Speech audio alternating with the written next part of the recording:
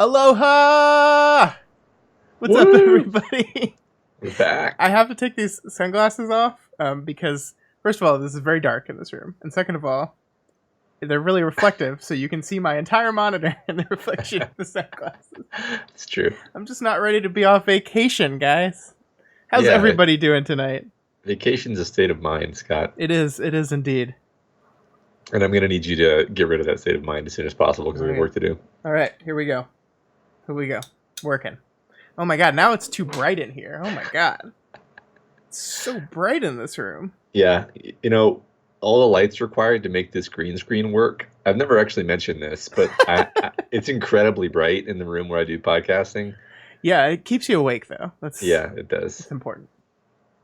How's everybody doing? Been a while. Thanks for being patient with us as we had to make this episode a little late. I have to move your face because your name is covering your face. It's not good. I hate it. I'm sorry. It's not your fault. It's not your fault. Hey, everybody in the chat. Good to see everyone. Sir Graug, I need you to come back and argue with me in the tech channel. Matt was like, that was all about the arguing today. I just wanted to talk about it, and I couldn't find anybody to disagree with me. No. You didn't want to talk about it. You wanted to prove that you were right about it. That's true. That's true. Because you were just talking about it just fine. That's a kind of talking. All right. Well, I think the email's gone out, right? What time is it? Yeah, it's gone out.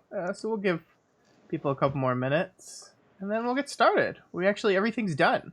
When we take a whole extra day, it gets done. Yeah, a whole extra day plus a week. Yeah. So yeah, this is going to be a long one, guys. It's not crazy long. We tried to speed up on some of it a little bit. Not too much. Yeah, The first chapter. No, first chapter we did as normal, I think, judging by the length of it. It's half the script is the interlude, roughly. But it's important, damn it. Okay, yeah. You want to get started? Yeah. Let's do it. Okay, clicking record. Me also am clicking record. Check 1, 2. Check. Oop. Boom. Yeah, that's fine. Okay. What is wrong with your little lines? It just seemed a little smaller than usual. Oh, well, that might mean you need to turn up your volume. Well, I'm not going to do that. I'm just going to let it. Fine. It's gonna be where it is. Yeah, I'm just going to put my sunglasses on real quick. Just one last grasp of vacation. Oh, this is hard to do with headphones on. This is not really working. Yeah. Okay. Well, that was a noble attempt. All right. You ready? Yep. Okay, cool, guys. Enjoy the show. It's going to be a little bit of a lengthy one, probably, but we'll see you after. And let's do it. Let's do 5 seconds of silence right now.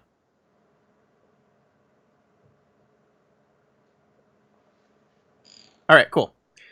Well, let's go in 5, 4, 3, 2, 1. Hey, everybody. Welcome back to We've Got Ward, a Doof Media podcast series where we expertly dissect and discuss Ward, Wildbow's return to the world of parahumans. Scott, I'm dying to get this show started. Well, Matt, lucky for you, after our death break, the show is back to life, though not quite the same. Yeah, it's like something's missing. Taylor is evil. Ah, there it is. This is the weekly podcast where Matt and I eagerly dive into Wildbow's world of heroic hugs, impermanent death, and alien-based death powers as we analyze and interpret this ongoing web serial. This week, we're back from our week off, and we're covering the first 4 chapters of Arc 15 Dying. That is 15.A all the way through 15.3. First, we get an arc-starting interlude where we hop between some wonderful side characters as they all interact with our breakthrough team. And then the attack on Teacher begins, and all that action you've been missing for the last 2 arcs, well, it's here with a vengeance. Matt, what did you think of these 4 chapters? Yeah, basically, like you just said, very interesting and unusual way to begin an arc, right? We start with an interlude, which almost never happens, and then we have almost like solid action for the first 3 chapters with the setup is actually kind of interleaved in this non-standard way. Structure aside, obviously they're great chapters. It's great action. There's just tons of crazy power shit going on, which is always fun, of course. But there's also a lot of character stuff that is absolutely delicious to me. We're going to spend most of the time talking about the character stuff, actually, despite the fact that these are action-packed chapters. I think that there's a huge amount of character detail that's happening for us to talk about. I agree. And, I've always said and will always say that I like the character stuff more than the action stuff. That will always be true for me. But I was surprised at how much I enjoyed, just the actual action here. Like just Wildbow doing one of the things he's really good at, which is coming up with creative new capes and throwing those capes into a battle against each other and just seeing what they do. It's fun. Not my favorite part of the book, but always enjoyable. Right. Yeah. I definitely felt a high degree of tension during some of these bits, which obviously is the goal. Yeah. All right. So let's start into it. We got chapter 15.A. So, getting into this week, we've seen 4 chapters, right? We can be a bit more firm about where exactly this arc is going, what we're being primed for by this first chapter. Obviously, like we just said a second ago, interlude, opening up the arc. This has only ever happened before in Heavens, aside from arcs where the whole, aside from interlude arcs, this has only ever happened in Heavens. And in Heavens, in retrospect, the reason why that happened was that whole arc was kind of structured around this idea of the structure of things is broken. Everything is out of order. Yeah. So what does it mean here, right? Like it's not only is the interlude at the beginning, but the action is at the beginning. Usually the action is not at the beginning, right? So definitely a structurally unusual arc so far. Yeah, and I definitely don't think it's meaning the same thing here, right? I think it is absolutely something different. And I think we're far enough along into the book now, what are we, almost 1.5 million words, where I think it's safe to declare that the chapter interlude arc structure that Wildbow used in Worm and in his other 2 stories as well is far less rigid in this story, right? He's experimented with different structural things, with how to do this thing. He's kind of played around with it a little bit, and yeah, here in the 4th book, we're seeing some more experimentation. I think if you look at this arc, and if you say, okay, put this arc in Worm, the book that Worm was, with the structural rules that Worm followed, I think you probably would have seen this arc at the end or this chapter at the end of last arc. I think that would be something that would have happened, but it's not here. It's starting off the chapter, and you kind of like you can look at the events of this interlude chapter as kind of a coda on the whole Shin experience, right? A little bit, like they're leaving. It's kind of showing how everyone's doing after it, but it's doing a whole lot more than that, and I think that's why it is placed here, not at the end of that last arc. Definitely. There's a lot of stuff in here that you can pull out and say, okay, this is specifically setting up this stuff that we see happening in the subsequent 3 chapters. Right. And it doesn't really connect all that well to what the theme of breaking was. Yeah, I mean, you're absolutely right. It connects literally because it's all our characters are now leaving the prison and they're meeting up with all their loved ones. But yeah, thematically, it is very different from everything we were covering that chapter. And I think so. If you're a writer, you look at that and say, okay, this is the events leading after. It's setting up the next arc. I don't normally do interludes there, but I really don't want this in the last arc. I really want this here. Yeah. And so why not? Why not do it? And I mean, that's what I think happened here. And I think it means a lot. Like the very first thing I'm going to point out is that we start out with Crystal. And when you just read this first chapter, you're like, okay, you start out with Crystal, fine, whatever. But in context of what happens later in this arc, you're like, oh yeah, Crystal's probably going to be pretty important to this arc in general. Yeah. Maybe even more important than Victoria is. We don't know yet, but it seems possible, right? Yeah. So yeah, we start out with Crystal, who is waiting along with assorted friends and family of our heroes for the prisoners to return to Gimel.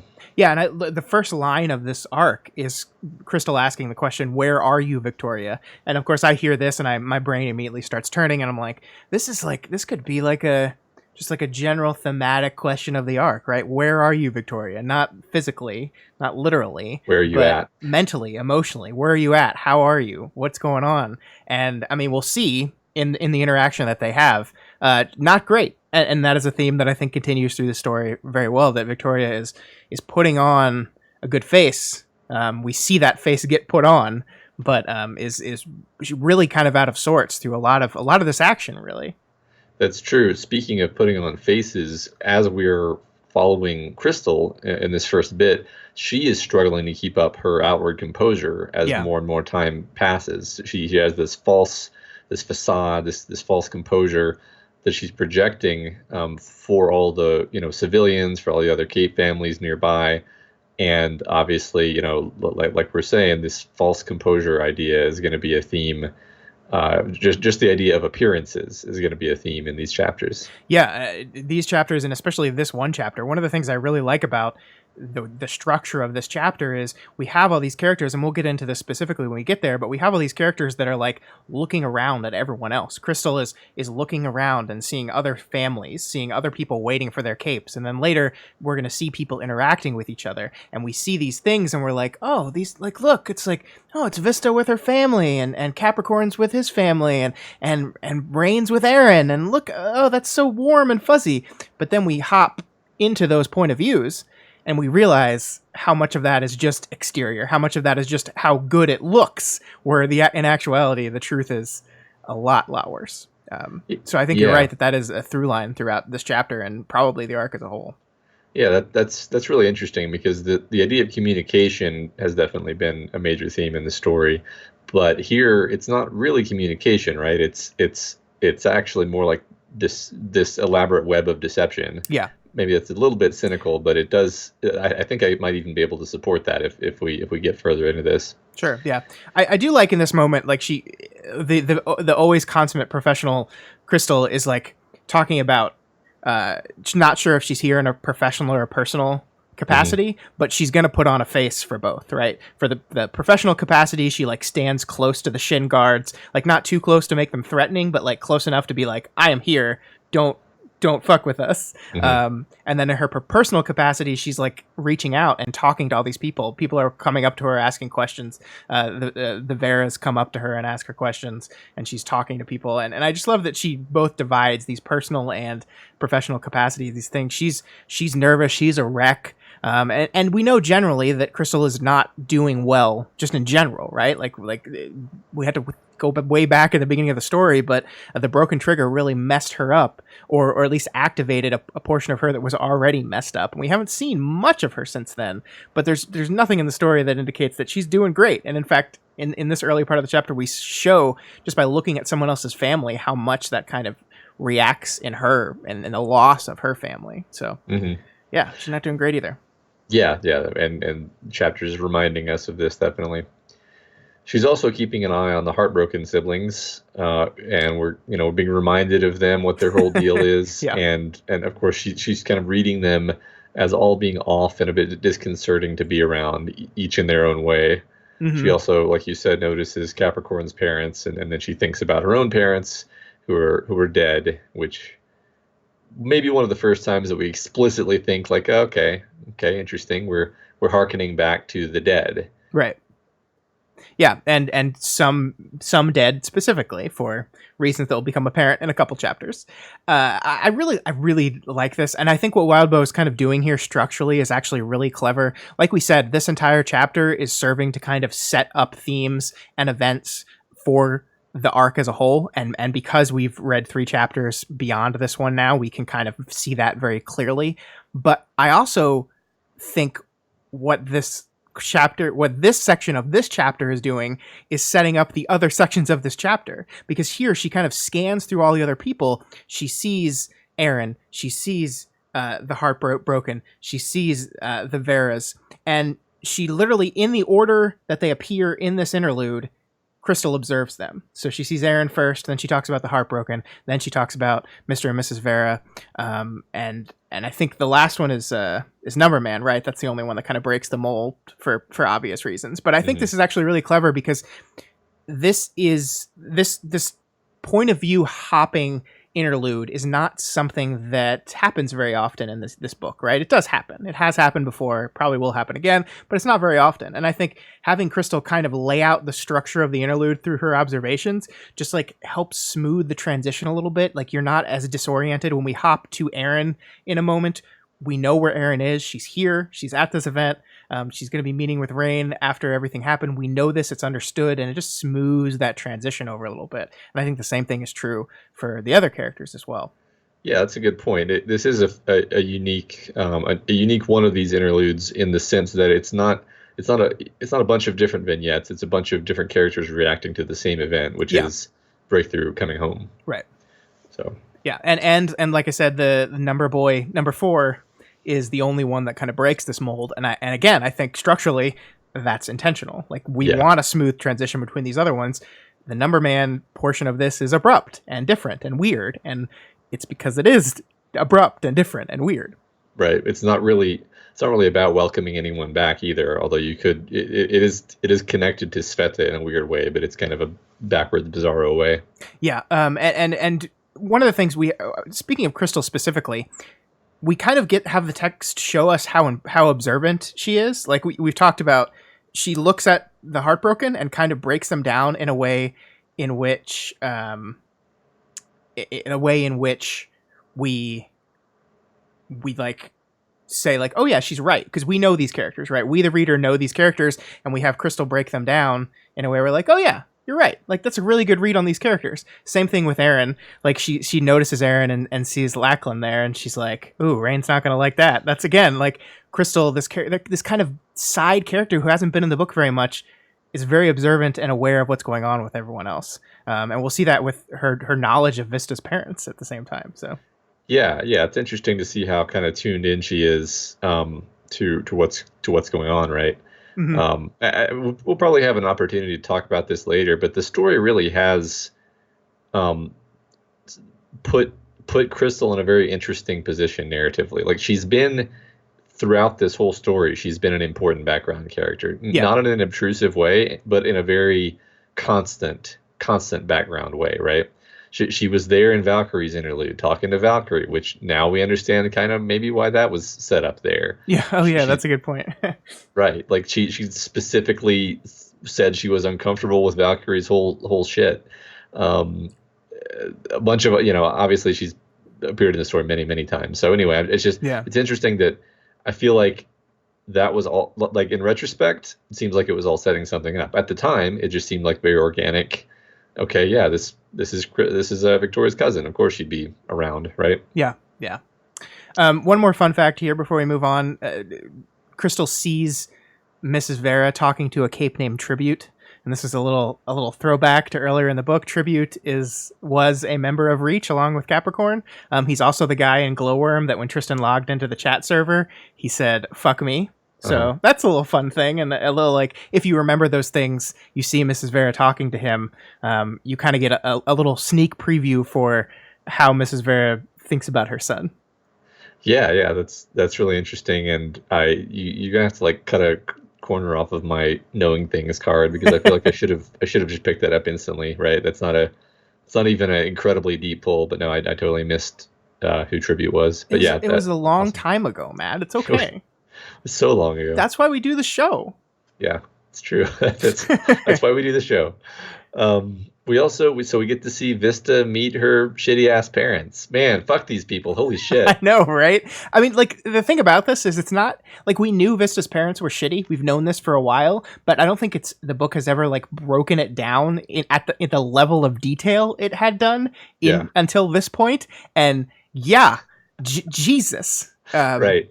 Yeah, I went from like, oh yeah, that's unfortunate, to like, oh my god, yeah, it was great. Yeah, and like we've talked about parents so much throughout the story because so much of the story hinges on relationships with your family, relationships with your parents, and this is another example of a really fucked relationship that a cape has with their parents. And the thing that really struck me about this, and I might be reaching for this comparison, but these beats mirror Kenzie's a little bit, like specifically like Crystal's watching as Vista meets her parents, and she puts her hand out, refusing a hug, right? She says, "Not while I'm in costume," because that's a lie. It's just easier to deal with things this way. and so we have Kenzie, who like is a person who denies herself hugs because she'll know it'll lead to bad things as part of her rules. Vista's denying herself hugs for a different reason, but a similar one, right? And that really jumped out at me. Yeah, I want to draw attention to the writing in this quote that you pulled out, actually, because it says Crystal knew the line Vista was giving to her parents as she had put a hand out, refusing the hug, not while I'm in costume, because it was easier to go without. So it's cool because none of that is actually in quotes. It's this cool way of conveying the information where Crystal's watching from too far away to actually hear. So she's just kind of like dubbing her interpretation onto what's happening. But I really think we can just trust her interpretation here. I think so too. And I think, again, the text is doing work to establish her bona fides as an observant, knowledgeable person to everyone else around here. It's done that. So then when we hear something like this, we're like, yeah, I believe you. I believe that is exactly what's happening. Yep. Yeah. And this, thinking about the hugs and the difference between Crystal's non-hug with her family, or sorry, Vista's non-hug with her family, and Kenzie's rules about hugs, and what we're going to see through Kenzie in the interlude, it made me realize that hugs are a recurring motif in this chapter. Each and every one of our characters, especially our point of view characters, is going to be involved in a hug in some way. And it's a really clever device where you kind of see the issues manifested in the hug. And that's something I want to make sure we point out as we go through each and every one of these points of view, because it's really, once you get into it, it's really fascinating. I like it a lot. I agree. And speaking of which, Victoria finally comes out of the building, and Crystal gives her a hug, and then Victoria just kind of goes catatonic for like 45 seconds. We'll get to the hug in a bit, but there's so much to love about this interaction. Because the first thing we see is there's no Mark. Mark's not there, and Crystal like immediately goes to the absolute worst in that. Right. She's a person that's, I think, very used to family members dying at this point. So if one of her family members is missing, they're dead. And she's like devastated. But we find out that he has to, or chose to, it's unclear, stay behind to watch over Amy. Carol says like a prisoner, but he'll be okay. Like, it's very up in the air. And the thing that really stuck in my mind at this is the last time we heard Mark talk, he was defending Amy still, even after everything that's happened. Everything that made Carol change her mind, Mark still seemed to be on Team Amy. So interesting stuff. Yeah, and like you said, the fact that she immediately goes to the he's dead place is it's like, this is Crystal's reality, right? She's right. It's much more immediate for her. Yeah, and then Crystal sees Victoria's hand bandaged here, and she thinks to herself, she was doing such a terrible job of managing her force field these days in a way that made Crystal worry. And this got me thinking, does Crystal know about the wretch? Because I don't think so. I don't think so either, but I know she didn't tell her specifically, right? But I guess I just kind of made the assumption, and maybe this was an improper thing to do, but I made the assumption that like the moment where like she accidentally like crushed her mom with the wretch, like it would have maybe gotten out to a little more people, especially family members, but I guess not. I guess to me this is indicating that no, she does not know about the wretch. Yeah, I guess it's plausible. It seems to me that this line is here almost specifically to make us realize that she probably doesn't know, because that's just not the sentence that I would expect Crystal to use if it was like she has an uncontrollable monster of a force field now. Of course she's doing a bad job controlling it, like, so. Yeah, and so now we get back to that hug, and this entire conversation, this entire interaction is happening while they're still hugging, while Victoria is still just in this hug. And then suddenly she stops and says, Vic.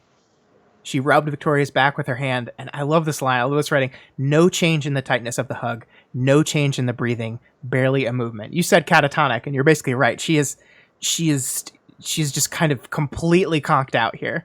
And I love this because this is an opportunity to see Victoria from an angle we don't normally see. I don't think we ever would have gotten the full extent of this detail from Victoria's own point of view, right? Like, no. We needed to be in someone else's head to see this. It would have been she's like deep in Victoria rumination land. She takes the hug, and then like 17 paragraphs of rumination, and then like she disengages from the hug, and then she comports herself. And none of it wouldn't have been conveyed like that the fact that Crystal is like staring at her and completely aware of how messed up she is. Yeah, yeah.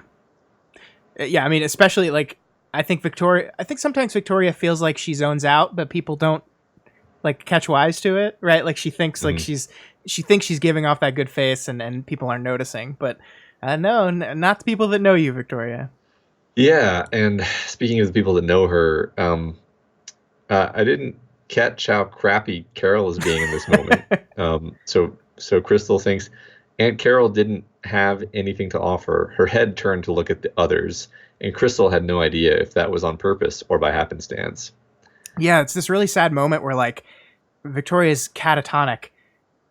Crystal looks at Carol for help, like an explanation, guidance, like explain, help me, let me know what's going on, what's wrong with her. And Carol's she's got nothing. She's got absolutely nothing. Yeah. And like, I mean, I want to be with you in Carol crappy mode here, but part of me is like, how like Carol is fucked too, right? Like she's going through some shit herself. In my take here was that Carol is basically in her head, the narrative she's telling herself is, I'm giving Victoria her space to collect herself. Sure. Which is sort of like reinforced by the fact that Victoria then pulls herself together, buries that trauma deep, the way Carol taught her. Yeah. And then Carol looks at her with pride, and you realize like why things are the way they are. Yeah. Now, to be fair, so we're not accused of being unfair to characters. Carol does not look at her with pride. Crystal sees Carol and says, I'm guessing that this is what Carol's thinking right now. Mm-hmm. And the text says that Aunt Carol didn't remark on anything, didn't seem to do anything, but that Crystal could imagine that she felt pride in that moment, which, I mean, this whole section has like basically been a testing ground for Crystal is super observant and really understands people and really gets people. So I agree with you. I agree with you that this read is probably accurate to what Carol is thinking based on what we know about Carol and based on the skill that has been established for Crystal as a person that understands people rather well and reads them rather well. I agree with you. But let's just say she did not actually, like in any kind of visible way, show that emotion that Crystal is prescribing to her. You're right. Just gotta be fair. Just random thought before I forget. We strongly suspect that Carol is not participating in this attack, right? Because she's like brain damaged. Yeah. She's not. I don't think she's there. Okay. Yeah. Okay. I do really. I want to focus on these moments where Victoria puts herself back together, right? These moments, like the writing here is so good. By Herculean measure, over a span of a second or two, a rapid fire set of tiny step-by-steps, Victoria adjusted posture, body language, and reasserted focus, then eye contact, to reassert the facade Victoria of last week instead of a more tired one. And it's just like, it's a little heartbreaking, right? Because I mean, like, it's awful seeing the zoned out, almost comatose Victoria who is not dealing with this stuff. But it makes me even more sad to see that same person just go, okay, time to assume this identity, and I'm here now. Like even later it says posture, body language, footing, a hand going to the hair, a movement of the chin, like someone getting ready to have their photo taken. But this presentation was something taught with the idea it would be worn at all times if possible. And it's just so heartbreaking. And this is absolutely, speaking of unfair to Carol, this is absolutely something that was drilled into her from childhood. That the second she was a cape, you have to be this person. This is the person you have to show. It doesn't matter what's going on inside your head. It doesn't matter what you're going through. This is what you have to do. And she says it herself, I have to, I need to. And she's talking about acting. She's talking about going into the battle. She's talking about fighting, but this is part of it. Putting on this mask, assuming this identity, assuming the identity of a person who needs to be ready for a photo moment at any second. And It's so heartbreaking. Right. And it's really fascinating how it's like interlocked with her more recent trauma of the being turned into the wretch and spending time in the hospital and everything, because like her original trauma that was her trigger event had nothing to do with any of that. Obviously, it it was basically this parental pressure and feeling like she doesn't belong. And then bam, now you're a cape, now you can belong, and now your mom is going to treat you like, basically, I forget the name for it, but the pageant girls, right? Yeah, yeah. Which, I mean, I'm sure there's a healthy way to do that, but I don't know if I've ever seen it. And so now all of those let's say like not so great coping mechanisms that she learned to deal with her relationship with her mom and her family are making her current issues worse. Yeah. It's really complex and interesting, and I love that. And it's interesting because it's Crystal who's kind of showing us this. Victoria never really sees it this way. Yeah. She sees all of this as like good and necessary. Yeah, again, that is one of the things that this point of view thing gives us such a great window into. That, yeah, I mean, there is no part of Crystal that sees this the way Carol does and sees this the way Victoria probably does, which is, this is good. What I'm doing here is good. I am doing what is necessary, what I need to do to get through my day. And Crystal sees it as what it is, which is sad and like troublesome and worrying and kind of heart destroying. And I love that Crystal is able to give us that perspective. Me too. But then we skip over to Aaron, and I think we gain a little bit of insight into who Aaron is here that we didn't have before. Yeah. So I think it's a bit disappointing if you're a stan for Iraine, because she seems pretty confused about like who she's actually into and what she actually wants. Yeah. And it doesn't help that she kind of thinks to herself she's kind of just a very touchy-feely person. So can't necessarily read a ton into her affectionate gestures toward Rain. Yeah, I'm thinking back to the moments earlier in the story where she would like touch him, and you and I were like, no, but yeah, it doesn't always mean what we think it means. It doesn't. But it doesn't not mean anything either, I think. Yeah, I think you're right. And this is the moment where the hug of this section comes into play right here at the very beginning, because it says here, impulsively, she stepped forward and gave Rang a hug. With the layers he wore and the layers she wore, it was more of a squish of outer clothing than bodily contact. And the poor guy looked like he needed a hug. His answer to the hug was delayed, as he had to pluck his arms out of his pockets first, figure out what he was doing, and then put his arms around her, just at the point she was breaking contact. So what I love about this is the hug, the symbol of the event in this group.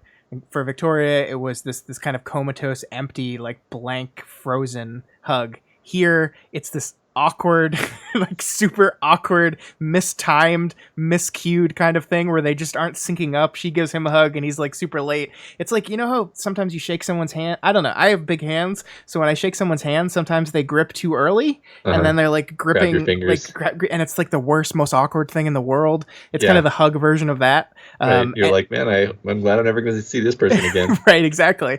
And I think it's just like a perfect depiction of kind of the mistimed awkwardness of their relationship, right? They're kind of out of sync with each other a little bit. Yeah. Perfect. Yeah, I agree completely. It's probably not what Rain wanted out of a hug. It's not like he probably doesn't feel super comforted by it, right? Yeah. I mean, it's not nothing, right? It maybe feels a little bit better than no hug would have. Yeah. But yeah, it's an expression of what's going on between them, right? It's a disconnect. It's a lack of proper communication, right? Yep.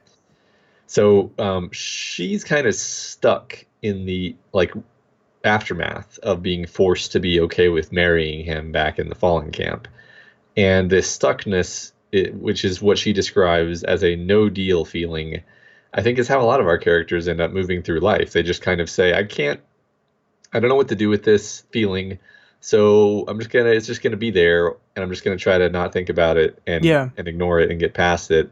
But like the thing is, she likes Rain, right? She likes Rain, but she also can't do anything about that feeling. Yeah, I think it's this wonderfully complex thing that the book has constructed here.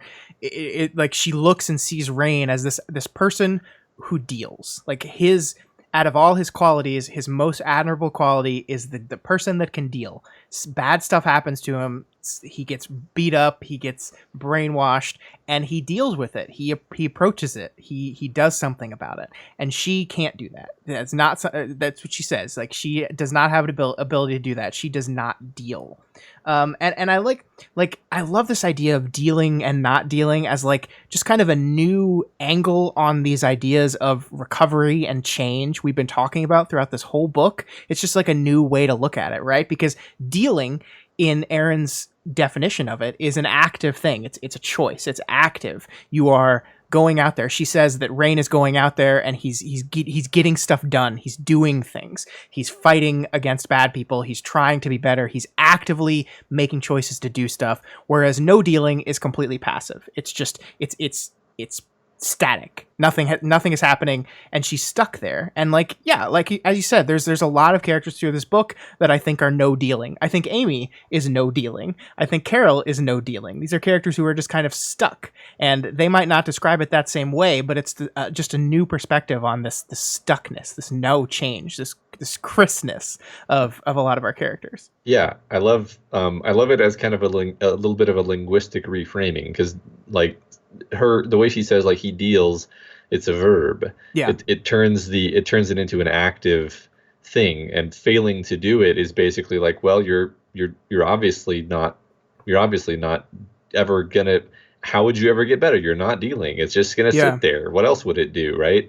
Yeah, and I like it a lot because like, if someone were to ask me how I'm doing with something, and if my response is I'm dealing, to me that's a passive response. To me, I'm just saying it's like, I'm just trying to deal with it, But Erin's definition of this seems to be a lot more active. It's not just kind of, just dealing with it. It's more than that, and I like that a lot.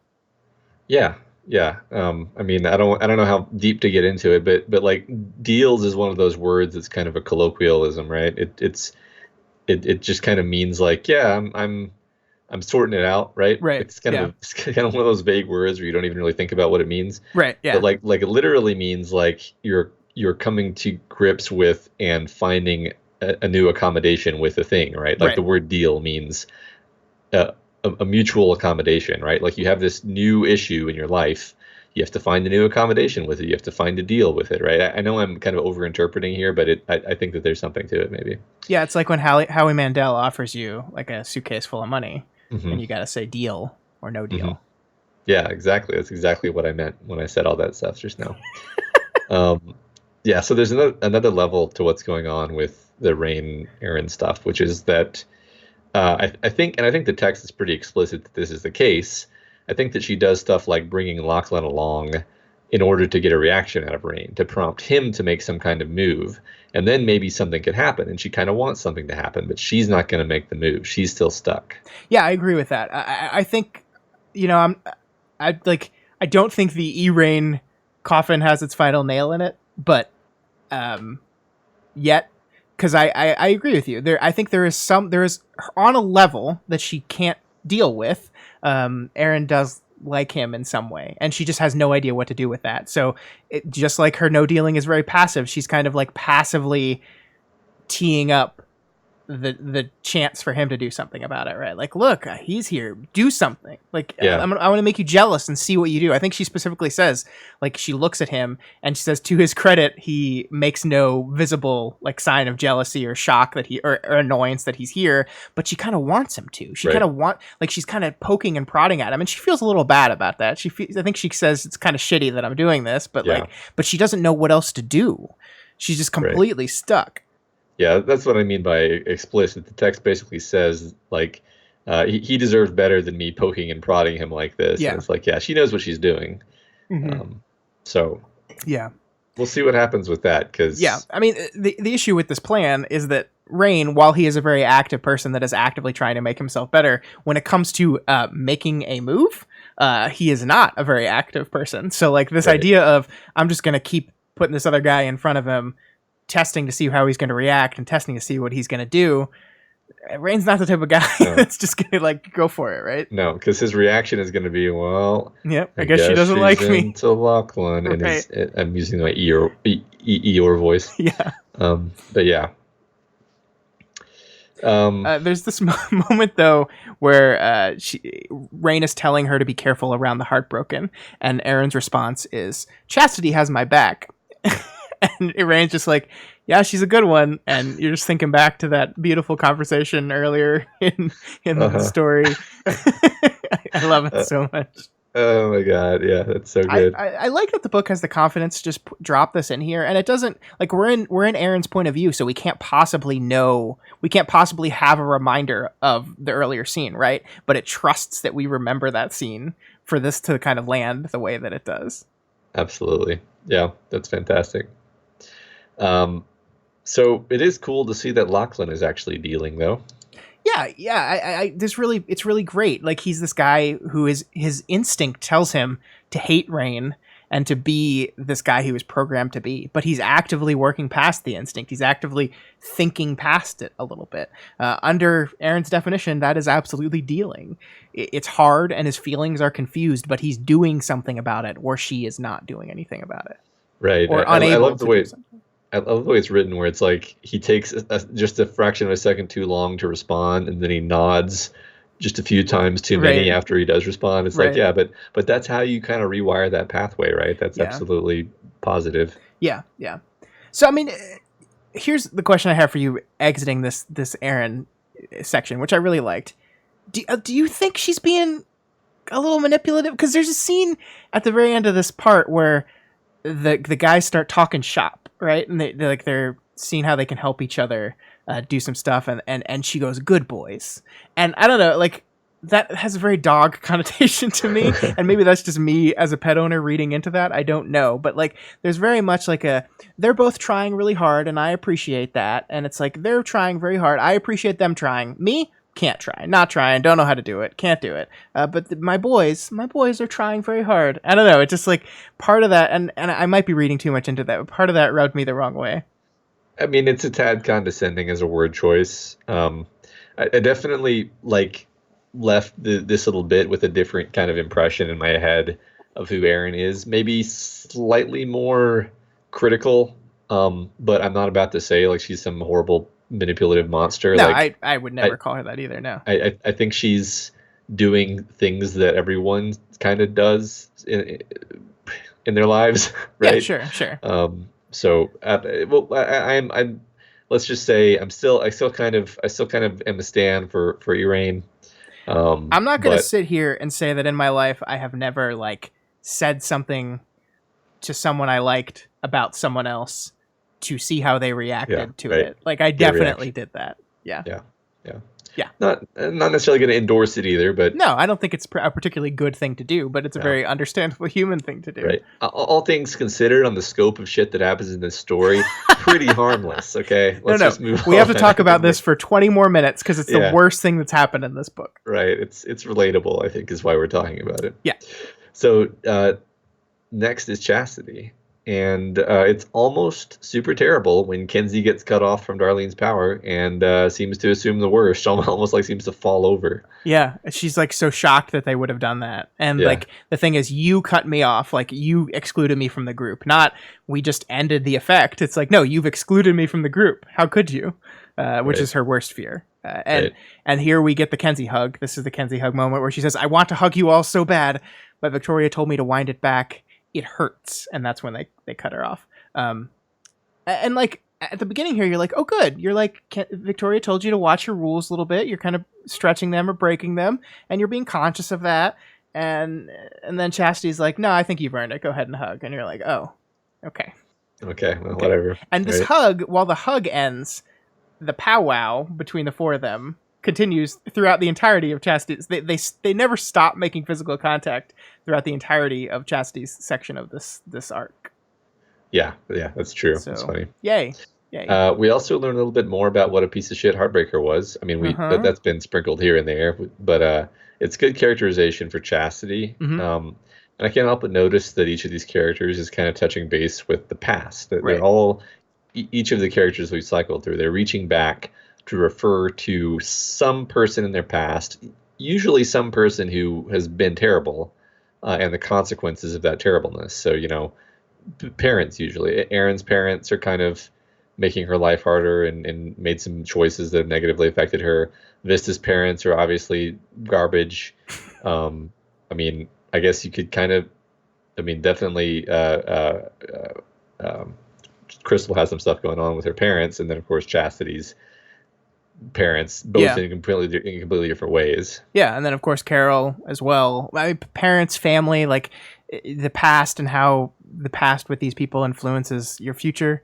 I think that's something we've seen throughout the story, and you're absolutely right that each point of view character in this chapter is doing it as well. One of the things that I noticed that kind of lines up right with this is that like they also tend to look out at each other and see everyone else with their family. This is kind of like we talked about earlier, like this exterior sheen that we go look and see people with their family. Like I think at one point Erin looks out and sees people with their family, and she's a little jealous because her family, and she says, "My family's still the fallen. Like I've got stuff with my family." And she looks out and sees people that have their family there, and she's jealous of it. But of course, we know, we know that those family situations are a lot more complicated, that are almost as complicated as Erin's are with her family, and Chastity does a similar thing here because she says others had family: Victoria, Capricorn, Vista. Gollum had a girlfriend and family present. And again, out of everyone listed, with maybe the exception of Gollum here, everyone listed there has some family shit they're going on. So yeah, their family are here, but and from the exterior, that's great and happy and wonderful. And look, people are hugging. But yeah, no, it's really fucked up. Right. Like really fucked up. I mean, Gollum doesn't have family shit going on because his parents were two monsters who are dead now. Yeah. Yeah. Right. But yeah, he's got a girlfriend. Yeah. Yeah, but he's got his foster family there. He's got a girlfriend. Yeah, that's true. He's got no family issues, that guy. Yeah, None at all. Yeah. Right. Yeah. Right. So all these things are linked together, right? Yeah. We're doing a lot of things in parallel, focusing on parents, family, things that have been done to you that you're still dealing with or not dealing with years later. Many different angles on these ideas. Yeah. And there's this part here before we move on, that like there's these mini conversations going on, and we kind of go back to this Darlene needs a name project we've had going through many chapters, and I continue to love these little moments, and they're so good at like laying the seeds for character conflict in the future, because like they're talking about one of the names, and Aiden says Darlene liked it too, and she's like, I didn't. You didn't, but you seem so pleased. I was pleased you were so interested in picking a name for me, not the name exactly. Then you need to say something. And that's like, it's just like little fun character revealing interactions that also like lay these seeds, right? Like and they're just like so scary, right? Yeah. And like we've talked about this every Heartbroken chapter, like every single one, because they're here. Like, and I just feel like I'm going to be just perpetually stressed out about these people. Yeah, right. I feel like, I mean, we've had a few arcs where the Heartbroken have featured, right? Yeah. I don't want to overstate this, but I feel like maybe this arc we're kind of winding up for some kind of finale with the Heartbroken, or we're going somewhere different with the Heartbroken, you know? Yeah, I think that's a fair guess. Yeah. Okay, cool. We'll see. Ashley stops by to talk to Chastity to reassure herself that Kinsey is in a good place with the chicken tenders. And like, I mean, they are, but again, like we were just talking about, not as well, because like during the conversation with Chastity and Ashley are talking about them, Candy kisses Chicken Little on the cheek and gets immediately sent to timeout. And Darlene mouths this like very appreciative thank you to Chastity for sending Candy to timeout. And so like we're in this conversation where two people are like, well, is it good long term that these guys are together? Like there's another example of ways in which this is all going to blow up. And even Chastity says here, when blood is shed, it will not be a small amount of blood. There's a lot of indications here that when this thing that we've kind of been laying seeds for and watching kind of like boil, when it boils over, it's not going to boil over in a small way. It's going to boil over in a really, really bad way. And I don't know if that's going to happen soon. I think you're probably right that it seems we're leading to that. I don't know if it's going to happen at all, but when it does happen, it will be bad. Yeah, that reminds me of kind of why I say that I feel like we're building to something with the Heartbroken is we we've been told throughout the whole story that things can get really terrible with the heartbroken, but it's Yeah. always like a joke, right? It's always like, oh man, they sure are scary. That's a fun trope, the Hmm. scary, creepy kids. But like now we're in the situation where you've got Roman and Juliet who like really actually hate each other. Like it's Yeah. not like haha. And I don't know. There's a lot of powder keg potential. I think, Yeah. but in a lot of different, not only I guess among the heartbroken, and then kind of like in a separate circle off to the side amongst the chicken tenders in a different way. Yeah, I mean, like it's so terrifying, and like I think you're right that we'll get to the Roman and Juliet stuff that starts in that same way, right? I think at the beginning of it, it's played off as a joke, and then we see how serious that joke. Ha, ha, ha. Oh wait, no, there's real animosity and actual stakes and consequences of this whole Right. thing, and it's terrifying. Yeah, and I mean, Yeah. like there's so like the love triangle that is Darlene, Chicken Little, and Kenzie like keeps me up at night. It is terrifying. Like there's Yeah. so many different ways this can go wrong. Like, and it could go wrong in ways that trigger each and every one of these characters' absolute worst tendencies, and I'm so scared. Yeah. Yep. Um, and just to kind of put a cap on that, I just love this writing. I just couldn't help but smile. A person could have been drawn and quartered 10 feet from the huddle, and it might not have distracted them from their conversation. Yeah, it's very good detail work, very evocative imagery. And just the fact that it's like this is Chastity's mind. This is the Yeah, kind of thing she thinks about. absolutely. This is probably not a analogy is not the right word. This is not imagery that Victoria would have used. Yeah, yeah, and to throw a cap on our I'm terrified about the chicken nuggets. This section ends with Kenzie being told she doesn't get to come on the next mission because it's not.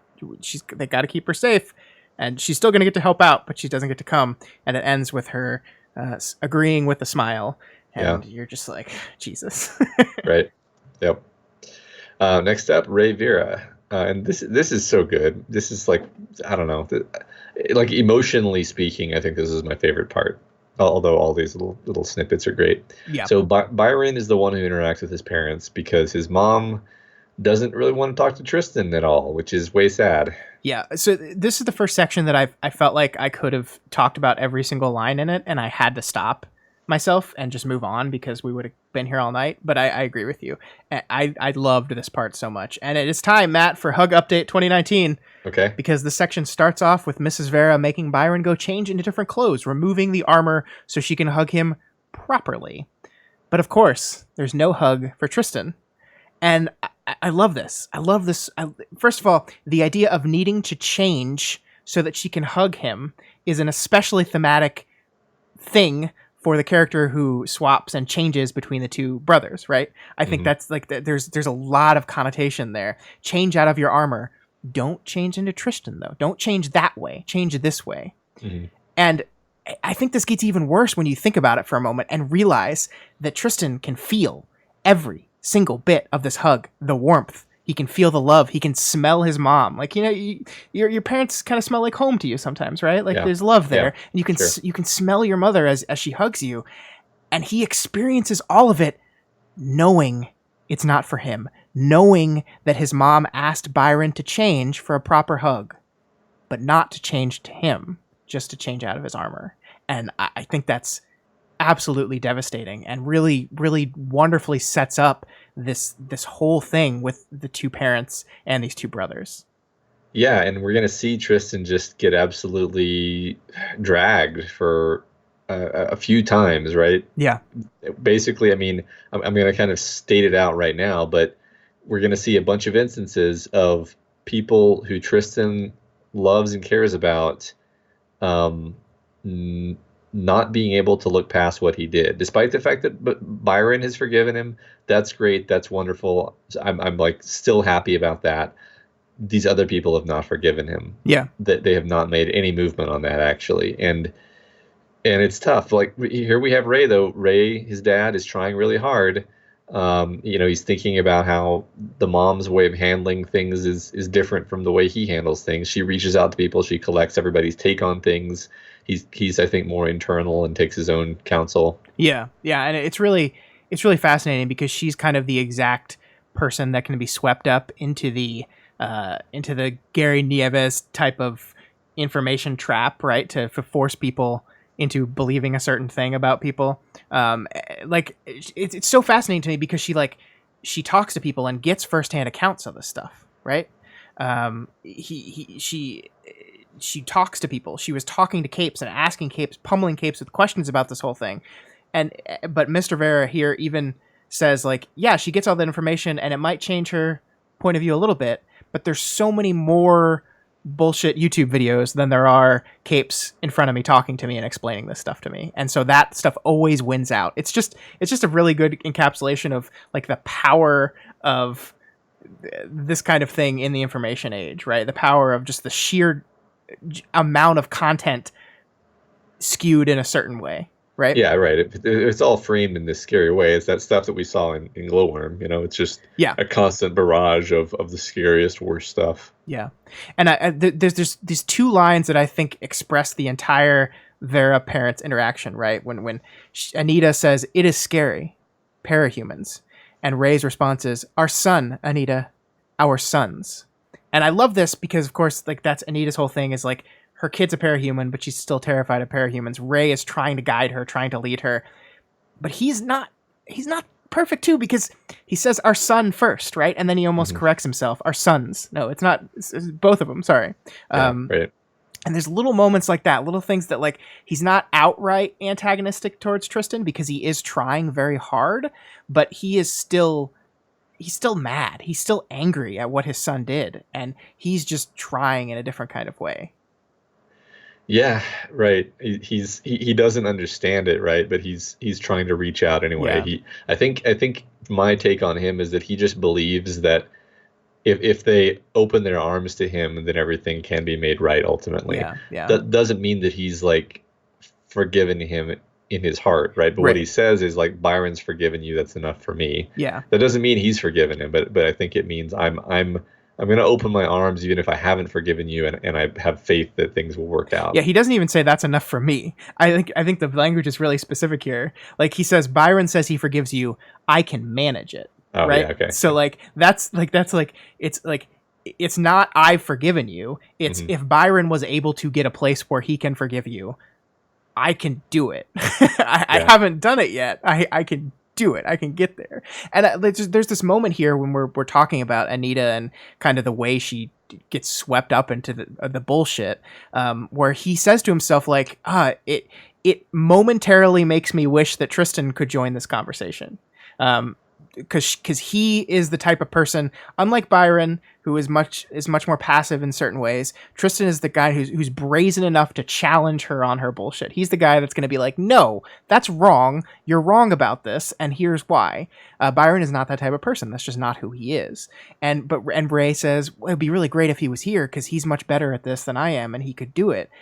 But I just love the word momentarily there, right? Like, so for a brief moment, Ray wished that Tristan could be here too, but just for a brief moment, like he is still angry, like that. He is still mad about it. And I love these little bits of his point of view betray these things about him that I don't think he ever comes right out and says in his internal narrative, I am mad at my son. He kind of circles around it. Because he doesn't want to be that way. He wants it to be better, but he's struggling. Mm-hmm. Yeah. So yeah, like you said, he's finally kind of guides Tristan. Well, first he says he wants some time alone with his son, right? This is great writing because Anita says, "I'll be at the car nursing a grudge." I don't know. I just love that, and I can like hear that in her voice in my head. Yeah. So then he asks for them to change out so he can talk to Tristan, and he tells him he would be open to talk if Tristan wants to, and he's trying to be open and to reconcile. And this is maybe my favorite like bit. We talked about this earlier. Byron hadn't been wearing a jacket, and Tristan wasn't either, but Tristan seemed to immediately feel the cold. More pronounced by the cold was his reaction to seeing Ray. He looked away. Yeah, I love that. Like, Byron is comfortable in this situation. He's content. He's okay. He can do it. We immediately switch to Tristan, and he's immediately uncomfortable. Like, Yeah. it's such a perfect way of bringing the elements and bringing the difference in how they can handle the cold into their characterization. I love it. Right. I love it so much. It's using this idea of like, okay, yeah, Byron's a little bit cold resistant, to be like, everything's just stacked against Tristan right now. Right. Everything is just kicking him in the teeth, and he's just having to take it, right? He's having to trudge on. Yeah, and one of the things we didn't talk about is like Mrs. Vera is almost being overbearing. Like to Byron, she's like, you have to call me. Like you didn't call me every day. When you went to the planet, when you went on this mission, you didn't call me. I didn't hear from you. I had to hear from someone else. And it's like, you have to call me twice a day for 2 months. And it's like this kind of like this crazy overbearing like need to connect here. And like every one of these moments you're thinking about Tristan in the background, right? Where it's like, she's like, it's so important to me that I talk to you, Byron, every day, but I have not talked to Tristan in years. I don't know.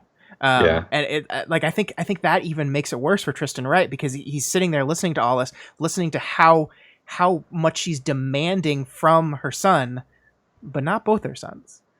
Right. I mean, this sucks, right? You just reminded me, right? Because all the bad stuff happened a little bit before Gold Morning, and it's been 2 years since Gold Morning. So his mom hasn't talked to him for 2 years. Yeah. It's terrible. That's rough. Yeah, that's horrible. Especially, I mean, maybe I'm wrong, but wasn't Tristan like really close to his parents before this whole thing happened? I think he was. Yeah, he was. Yeah, I mean, I think he was like the favored son, honestly. And then Byron, they were just kind of like, yeah, Byron. Oh, I didn't know you liked ice cream. Yeah. Actual quote. Oh yeah, I forgot about that.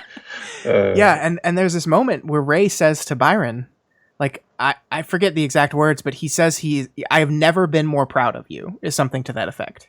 And again, like, that's wonderful and great, and it makes me so happy to see Ray finally treat his son with respect and love. But the other kid is sitting there listening to all this, right? And he gets none of that. And it's not to say Ray's not trying, because you're right. This whole conversation, he asked to see him. He asked to talk to him. He is trying. But yeah, I mean, things have swapped the other way when it comes to their parents. Yeah, one thing that jumped out to me was that they asked if he's hurt, and he's like, no, I didn't get hurt. Tristan got hurt a little bit, and then that's it. Nobody asks. Ray makes a face, but that's it. That's it. Hurt how? Where? Right. Is he okay? What's going on? Yeah, right. And really, he got cut pretty bad. Like, like, Ray's kind of extending this olive branch, and Tristan says she might say she doesn't want to see me, and Ray replies, she might. 20 years with her, and I don't know for sure myself. But you got yourself into this. Having to brave this is the price you pay. Just know you don't need to wonder with me. Byron says he forgives you. I can manage it. And yeah, that's beautiful. It's been dusty for this last month. It is really beautiful. Like, it's beautiful, and it's harsh but true, right? You got yourself into this, having to brave this is the price you pay. That's true. You did a terrible, awful thing, Tristan. You did a bad thing, and there are consequences to that bad thing, and you have to be the one to try, right? Like, yes, your parents should be the ones that love you unconditionally and reach out to you, and you should not have to work this hard to re-engage with your mother, but people are people, right? And you are the one that caused that break, so you might need to be the one that takes the risk to repair it. And the risk is getting hurt. The risk is her refusing you and it breaking your heart. And yeah, but if you want to repair that relationship, you might have to be the one to do it. It's this whole new angle on things, that when you do something like what he did, you don't just have to, make amends with the person who you wronged. Yeah. You have to make amends with pretty much everybody in your life, like on a one-on-one basis. And and they're all going to have kind of different sticking points. Like, it's almost weird and backwards, although it does kind of make a certain amount of sense that Byron would forgive him before, basically his victim would forgive him before his parents. I think that actually does make sense. Like that actually seems realistic. Although if you step back from it, it seems a bit surprising. But Yeah. I think that is how it is. There was a thing, this is, I guess, kind of related. This is a personal anecdote, but I when I was in relationships with people, I used to whine to my friends about my girlfriend a lot. Hmm. If she did something that pissed me off, or we were in a fight or something, I would go to my friend and I would bitch about it. I would be upset and mad and want to rant about it and vent about it. And what I realized was when I did that, so we would fight, I would complain to my friend about it. I would make up with my girlfriend. We would make up and be okay. But my friend wasn't party to the makeup part, right? Like, he Right. wasn't party to the steps that were done to reconcile. And so he was still pissed off because I Right. just came to him with this shitty thing that my girlfriend did, and now he's still mad at them. And Yeah. I think that's exactly what's happening here. Is like, one person did a terrible bad thing to the other. They worked at it amongst themselves to reconcile, but nobody else got to see that. Nobody else was party to that kind of reconciliation, and so they're not there yet. And it's a very different kind of thing, and it's a lot harder, I think, for some of those people. Yeah, there's just less. I mean, Byron and Tristan kind of were forced to, you know. Yeah. Yeah, it's really, really, really interesting. I like this. Like I said, the Mr. Vera part of the chapter is my favorite. I love it. I love it so much. And I love that as they walk away, the two brothers are rapidly switching back and forth, talking to each other. And Yeah. I don't know if I'm reading it right, but I always, whenever they do that, I read that as like, oh, good, they're communicating. Yeah.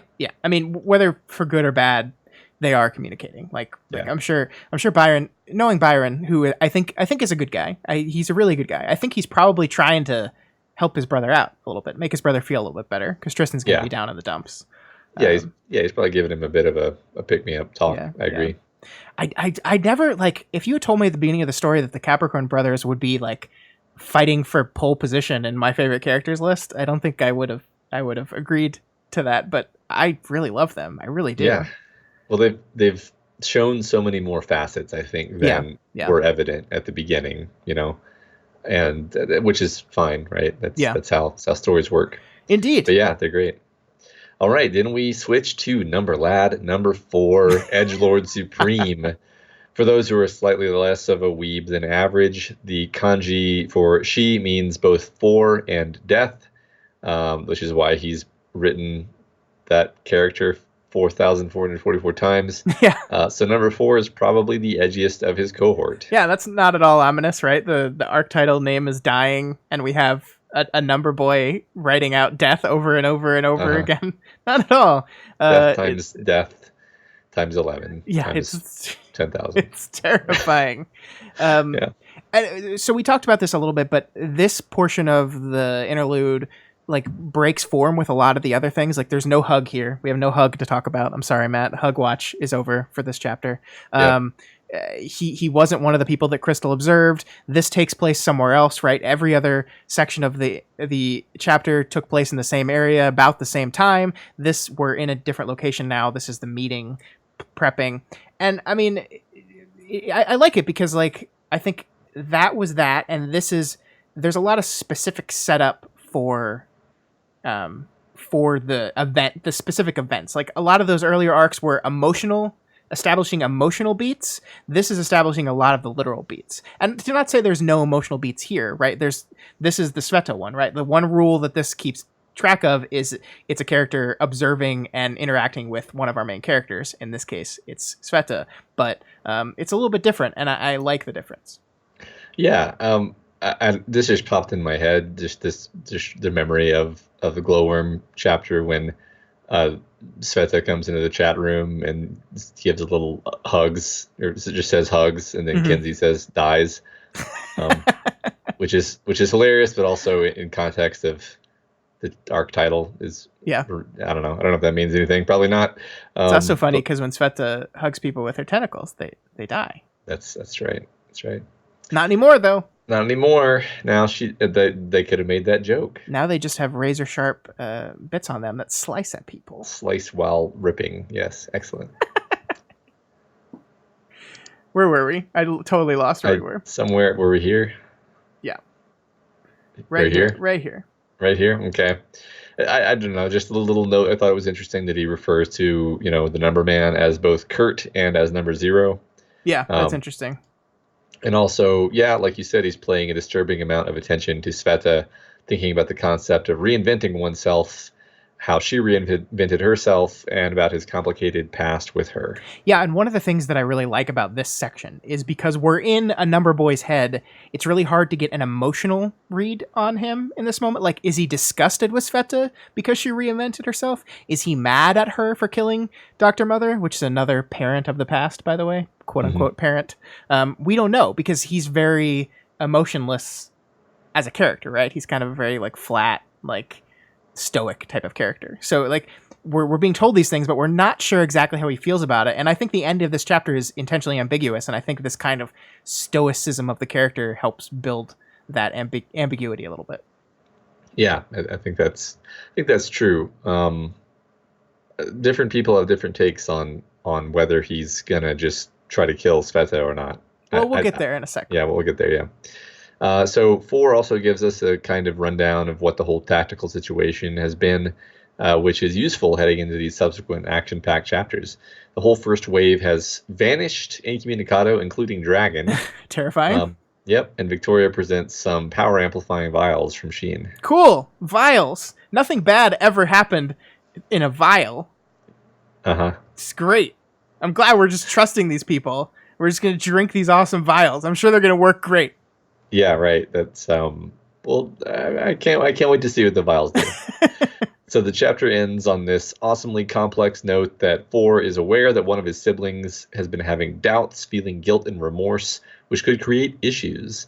So yeah, I think I read this as him planning to kill Sveta, like that's his objective here. But other people seem to read it as him just wanting to kill the other number lad, and that doesn't really seem to make sense because his goal is to get everything in working order, and like killing his brother would reduce their combat effectiveness, and that doesn't seem like what he wants. Yeah, but if the number boy is operating outside of working order, you just gotta get rid of him. But if he can also solve the problem by killing Sveta, then he would do that. Like, well, I mean, how does killing Sveta solve the problem of his brother feeling remorse about what he did to Sveta? It doesn't, but the number boys historically don't necessarily think in the most straightforward ways. Like they literally think that putting out contenders' eyes was like cosmically just in some way. So like they think in terms of balancing scales and weird shit like that. So I don't know. It seemed obvious to me when I read it, and then other people, and then like no one else seemed to agree with me. So I was like, oh, okay. I mean, my take on this is that I think you're right, but I also think you're wrong because I think it's supposed to be ambiguous. I think we're supposed to leave this chapter unsure of, oh shit, is he talking about Sveta? Is he going to kill Sveta? Is he going to kill, or is he going to kill the other number? What's going to happen here? And how is this going to play out at the worst possible time in the middle of this teacher invasion? I think that's what we're supposed to be thinking. So, you're right until you're not. Yeah, I think you may be right that it's gonna be the third thing. It's gonna be neither of the things that people assumed, right? Maybe they're just gonna all collectively go up to Sveta and go, "We're sorry." Yeah, we serve you now. All right, Scott. 15.1. We're beginning the arc now. We're an hour into the podcast, and we got 3 chapters to go. We are going to move through these a little faster than we normally do. The first one we really wanted to nail down, but I think we can. We're just gonna have to. I'm sorry. Mm-hmm. So we cold open a little bit disorientingly on Victoria walking down an alley, hood covering her against the rain. The wretch carves furrows in the walls of the alley beside her. When the thralls notice her, the team commences their ambush on one of the entrances to Teacher's base. I think the opening of this chapter is like really badass. Like, this is technically the opening of the arc, Sans interlude, right? And you have Victoria walking down this alley. It's raining, and the rain is soaking through her clothes and her hood. And then suddenly, as she sees the bad guys, the rain stopped hitting my shoulders and hood as I saw them. And it doesn't say, as I brought the wretch up. It's just like, we know that's what happened, right? Like, she sees them, she brings the wretch up, and the rain stops hitting them. And then, yeah, you're right. She's dragging it along the alleyway. It's like ripping up the sides of the alley, and it's like, oh yeah, fuck yeah, this is badass. She's gonna kick all these people's asses. And then you remember like the Victoria of last chapter who put on this persona and is doing this, and you're just like, oh, I'm so sad again. Right. I was like momentarily like, fuck yeah, bad. Oh no, Yeah, she's because we always have to remember that the wretch is is a physical manifestation of an invisible trauma. Yeah. Reaching out and clawing at and destroying her surroundings while she appears to be fine. Mm-hmm. That it's the best metaphor ever for trauma that has not been dealt with. Yeah. So yeah, Thrall tries to punch her and she brings the force field up to block, but Waste helps her out by using the force field to bite the guy's hand with impervious force field teeth.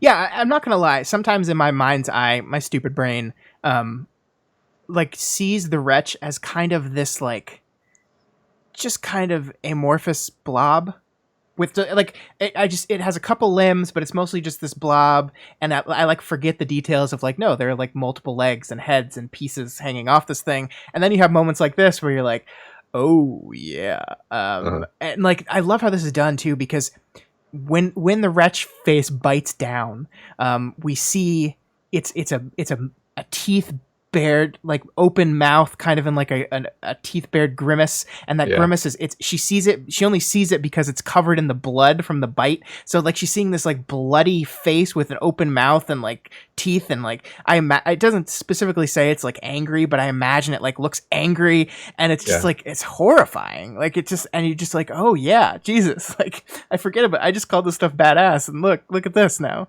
Jesus. I mean, it's definitely horror awesome. I also kind of visualize it like snarling, even though all she says is mouth open, teeth bared. Yeah. Like, I don't know how you make that face without appearing angry, honestly. So then the Thralls put up a pretty stiff fight, setting the tone essentially for how this fighting is going to go for the rest of this arc, basically. They don't surrender unless they're completely taken out, more or less. We realize partway through the fight that there are heartbroken elements present here as well. So, we got another team-up arc. Yep. We've got Juliet and Roman, the two who hate each other. Yeah. We've got Imp keeping the peace between them. And bringing up the rear are Citrine's newly made cauldron capes. Do we still use that word? I think we should call them Beaker Buddies. Yeah, I mean, Victoria calls them Mortari capes, but, like, we're not going to use that word. Beaker Buddies. Beaker Buddies. Beaker Buddies.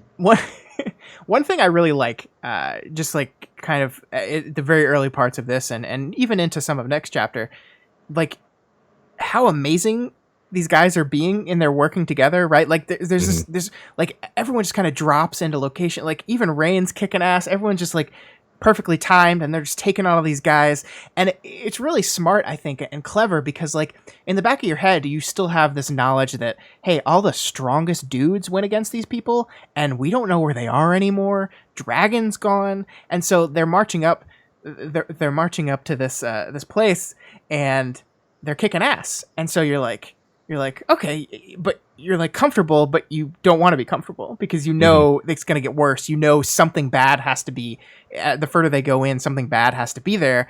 But man, they're just like kicking ass and taking names, and you're like, yeah. So it's this really conflicted feeling, and I think that really helps ramp up the tension a little bit. Yeah, right. I mean, it's basically horror, right? It's a kind of suspense where you're like, look, I know that you're going to kick the asses of these thralls, because basically I know the teacher has all these trump cards. Yeah. Literal like Trump capes. Literal Trump cards, yeah. And so, like, sure, you're gonna get. He's, if anything, he's luring you in. I mean, that's my assumption. Which I think you're right. Yeah.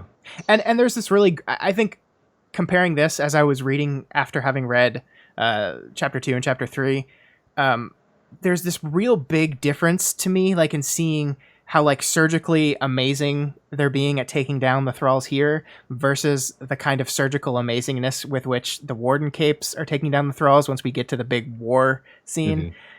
Because they're just killing them, right? They're just throwing shit at them and squishing them with shit stuff. Here they're being surgical and efficient, but they're not killing anyone. They're just taking them down. And there's even a moment where Juliet jokes about how, yeah, we found some, we killed them all. And it's like shocking and horrifying in that moment. And you realize she's kidding. Maybe. But it makes a very good contrast, and it kind of shows like how the conflict escalates. We have this early conflict where they're doing great, they're being efficient, and they're kicking ass, but there's no death. And then we move into, in these later chapters, lots of death. Yeah, as the arc continues, it like feels more like, I don't know what word to use other than like gross and uncomfortable, as it's just like, yeah, they just like smashed a guy with the filing cabinet, whatever, Yeah. you know. Yeah. And that was just one out of many, really. Like there's somebody who's just like lobbing artillery, but what is that, just blowing people up? Yeah. Yeah, absolutely. And I mean, like, Yeah. we'll get there, but like, it's just Yeah. that these capes were the capes that they encounter later on in this battle are war hardened, like warriors, Soldiers, like yeah. literal war, like warriors. Like they're the wardens, but they're the war Uh-huh. den. Yeah. And so yeah, they are not here to fuck around. They are not street level capes that are like not really up to killing people. They are here to defeat the enemy. And I'm not saying it's not called for. Like I'm not making judgments against the level of violence these people are using. It's just a very clear escalation point, especially when compared to the fighting that happens early in this chapter. Yeah, well, it's an escalation point, and it changes the tone. Yeah. In a way that makes it less pure fun and more like, oh, you know. Yeah. So then we get a little, earlier title card. So Wildbow is really playing with structure in this arc again. We started with an interlude, and then the first chapter starts basically in media res, and then we flash back to the big gathering in the bunker where all this stuff is being planned. Scenario puts this whole attack into context for us. We've got 9 teams total, simultaneously attacking 3 different entrances in groups of 3. So this is the Mortari plus Breakthrough plus Heartbroken team, I guess. Yeah.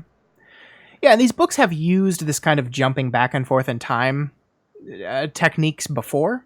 But not very often, right?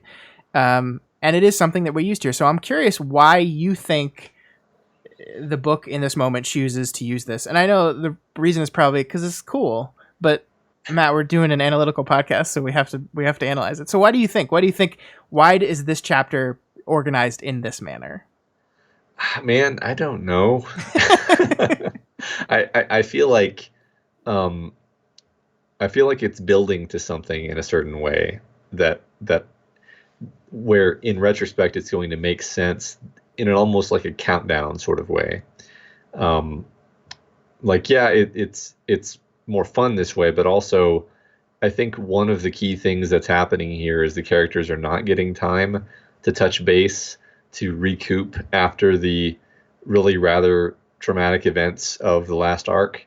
They're just, nope, next thing, we're not getting a break, they're not getting a break. You know what I mean? Yeah. They're going right into the action, we're going right into the action. And we're going to flash back so we understand what's happening, but it's not going to feel like a breather. They don't get a breather. We don't feel like they got a breather. That's why we're starting in media res. There, I figured it out. Yeah, that's great. I mean, I think there are moments like and the reason I ask is because I normally don't like this, and I didn't mind it here, so that immediately gets me curious. Like, there's like a thing that a lot of TV shows do at some point where they like start off the show with this big fight, and then like near the very end of the opening coda, that's the complete wrong word, but that the cold open is like a moment where like all seems lost, right? And then we break to credits, and then we start 3 weeks earlier or something like that. And I hate when TV shows do that. I hate it so much. It's just like I don't like that kind of storytelling at all. And I don't mind it here. And I think it's because it's not that exact same thing, right? It's jumping back and forth. I do think there is something to be said for starting with the action. Like I think the reason why people do that is because action's exciting, and we start with this action. We start with this great moment where Victoria walks down this alleyway, and they just like she's at first it seems like she's alone down the alleyway, and then everyone else jumps out and like appears as they take everyone down. And I don't think that scene would have worked as well if you had done the planning part first, right? If like you knew that she was with this group and she was with this vanguard of 3 different teams coming together, that moment wouldn't have worked as well. And there's little moments throughout the story. I think the love lost being their moment is a real shocking thing that again would not have worked if you've done it in chronological order rather than jump back and forth. So yeah, there's these little moments that I think the book takes full advantage of the structure that makes me appreciate it. Yeah, I think that's absolutely true that it uses that to its advantage. And Yeah. also this isn't really the same as the like completely chaotic fight where you're like, what, how did we get into this situation? Right, yeah. This is not really that, because we're like, oh yeah, this is probably the attack on teachers headquarters. Like you don't even need the flashback, actually. You don't actually need it. It helps. I appreciate it. It gives us a little bit more context for what's happening. Yeah. But I mean, I almost think we could have done without it. There's some stuff in here, though. Like, there's definitely some stuff in here. So let's talk about that stuff. So Victoria thinks to herself, have to get right back on the horse. Aunt Sarah had loved horses, had escaped into them as a healing post-trigger, taking care of them at a family friend's until she was well enough to ride. Mom hadn't liked it, but Aunt Sarah had been the one to do tutoring for the owner of a stable, just for a chance to ride a couple times a month. It even flavored the language she'd used. She'd had a term she'd used in our training that she'd called horsing. The idea was that horses tended to go where you looked, and flying capes had to focus on seeing distant things on the ground, and we'd unconsciously drift out of formation to get closer to those things. So basically, Victoria's thinking a lot about Aunt Sarah here. We've had a lot of Aunt Sarah moments in these two chapters so far. Yeah, weird, right? Mm-hmm. I'm going to make up a new word. Here we go. I'm going to call this a double bow. Okay. Because we get it like wild bow. Mm-hmm. Do you get it? Do you get it? I get it. So, I mean, because this is a moment where that wild bow uses a lot. And I call it as if like he's the only author that does this. No, he's not. But this is something that he uses a lot very cleverly, where this is a thing that on the surface level read, this is just Victoria talking about her struggles with what's going on, her struggles with her current mindset. She's put on this mask. She's made this transformation that Crystal witnessed last chapter, but she's still struggling. She doesn't feel normal. She's shaking and not really all there. Like she says, a part of her is still back trapped in that room with Amy. And this is her, literally just recalling a moment that Aunt Sarah used to help them kind of get off of that shakiness. And that's what it is. That's what it is, right? Yeah. But it's also laying little seeds, reminding us of who this person is, reminding us of the importance of Victoria's relationship with this person, because it is going to pay off in the next chapter. And it's doing those two things at once. And because it has, I remember us talking about this on Worm. I just don't think we've ever put one of our stupid names to it. Because the literal interpretation is so well written and shaped and understandable, the sly second level setup can almost go completely unremarked until you get to the payoff of that setup. Right. And you, even then, you may not even realize or remember that this was here. You don't, I mean, if you were binging this, you might not even really consciously realize, like, hey, Aunt Sarah was mentioned 12 times before we actually saw her. Yeah. But yeah, it's definitely setting it up on a subconscious level, even if not a conscious level. The old double bow. The old double bow. Also, what's Aunt Sarah doing with these horses? Is she dealing with her trauma by, using the modality of the horses? Yeah, she's horsing. Is she coping? She's horsing. She's horsing. We got dealing. We got horsing. We got all kinds of words. Terms. All right. Yes. So Victoria also takes the time to get in some very specific digs at Rune. No matter more than one. Yeah. No matter how shaky, disoriented, and spacey you are, Matt, there is always time to insult Nazis. Especially ones that look like they smelled a fart at all time, and their costume just doesn't work at all. I love. She's like, it's a cute costume, but it just it doesn't work at all with just this whole thing. Her whole thing, everything about her. I hate you so much. Oh, I hate when you talk. Right. It's like really great. Like I think we saw like a maybe more less emotionally charged dislike of Rune from Victoria that first time back a few chapters ago. But this is just her not in the mood, Victoria, who's just like, oh, I just fucking hate her. Yeah, I've definitely seen this in real life from real people be like, I hate that outfit, not because the outfit is ugly, but because I hate her, Yeah. and therefore the outfit is ugly, Right, exactly. Yeah. Yeah. So the text goes out of its way to remind us that, hey, teacher's just gonna take over everything if they don't stop him. So this extremely dangerous attack into the teeth of something that just made an army of capes, including dragon, go poof, is actually justified and necessary. So Yeah. good. I mean, good to do that, right? It is. It is. And I like how this is done too, because like we know the stakes are super high here, but this section ends on teacher would take the world, right?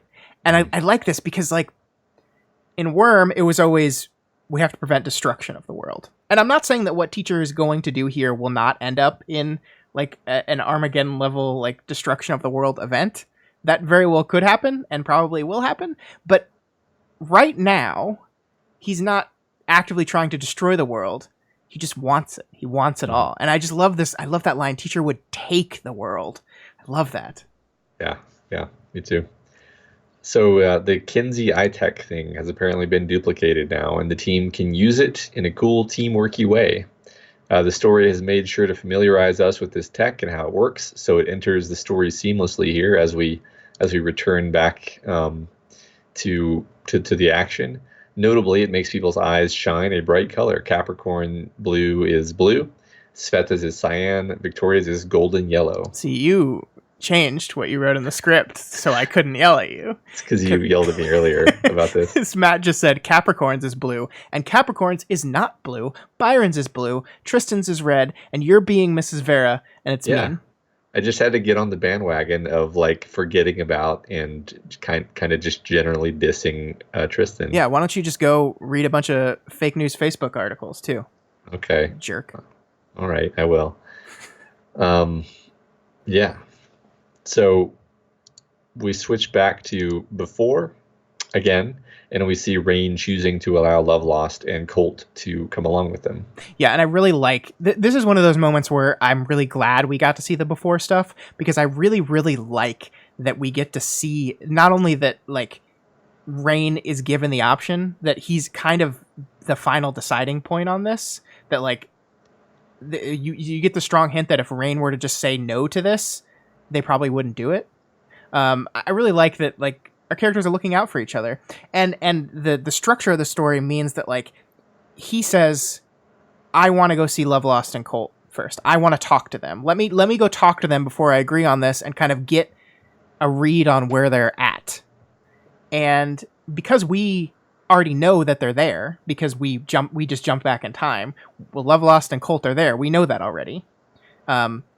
We see that the result of this conversation that we don't need to see must have been successful. He must have seen something in them that made him comfortable enough to go say, yes, let them out temporarily, bring them, we need them. And I really like that. Like the recognition of the book that we don't need to see that conversation to still get what happened during that conversation is like, I think it's great. It kind of trusts that the readers understand enough about Love Lost and Colt and enough about Rain to know that he got to there and to understand why he got there. You know what I mean? Yeah, absolutely. We can just imagine that conversation, and I think Wildbow is basically trusting us to know that we know what probably happened there. Yeah. There's also this really sad moment where Victoria is like really pushing to have Vista on her team, but she's just not getting it. I think it's Citrine who says she works really well with us. Maybe it's not Citrine. I don't remember who it is, but someone else said, no, she works better on my team. It's the Cole, the Inferno creating one. God, you're making me blank too. Okay. Oh my God. The point is, Victoria really wants Vista on her team. She doesn't get it. She says that it's for strategy's sake, right? Like she works really well with me too. But to me, it's just like she wants her emotional support there, right? Like she wants her friends with her at this moment. Scenario. There it is. Yeah, totally. Good job. She just needs her friend, and it's nothing to do with. And she's kind of grudgingly admits that okay, power synergies are important here, but I need my friend. Yeah. So we then see Kinsey making the iTech things using Dragon's little rapid prototyper fab tech lab thing. Kinsey then uses Darlene to link with her friends, and then they copy her movements in order to work several times as fast.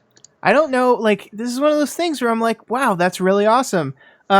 Also, really terrifying. Yeah. The story goes that, like Victoria's like don't do that too much, because like you're probably gonna get like bad weird shit. And Ashley's like, yeah, like bleed through, and like you can almost see Kenzie thinking like, bleed through. Yeah. How could I use this? Right. Yes, I would love to become one with my friends. Yeah. Like literally melt together. And just this, the worst thing, whether we're linked a lot or not, I really hope we're together for a really long time, Kinsey said. Yeah, Darlene told her. Me too. Oh, God. Yeah, that's like terrifying. Like, I'm so scared. I'm so scared. Yeah. It's worrying. All right. So more horse stuff. I remain in the hallway. Again, just a bit of that not yet on the horse trepidation. I trusted them to handle this. Horses.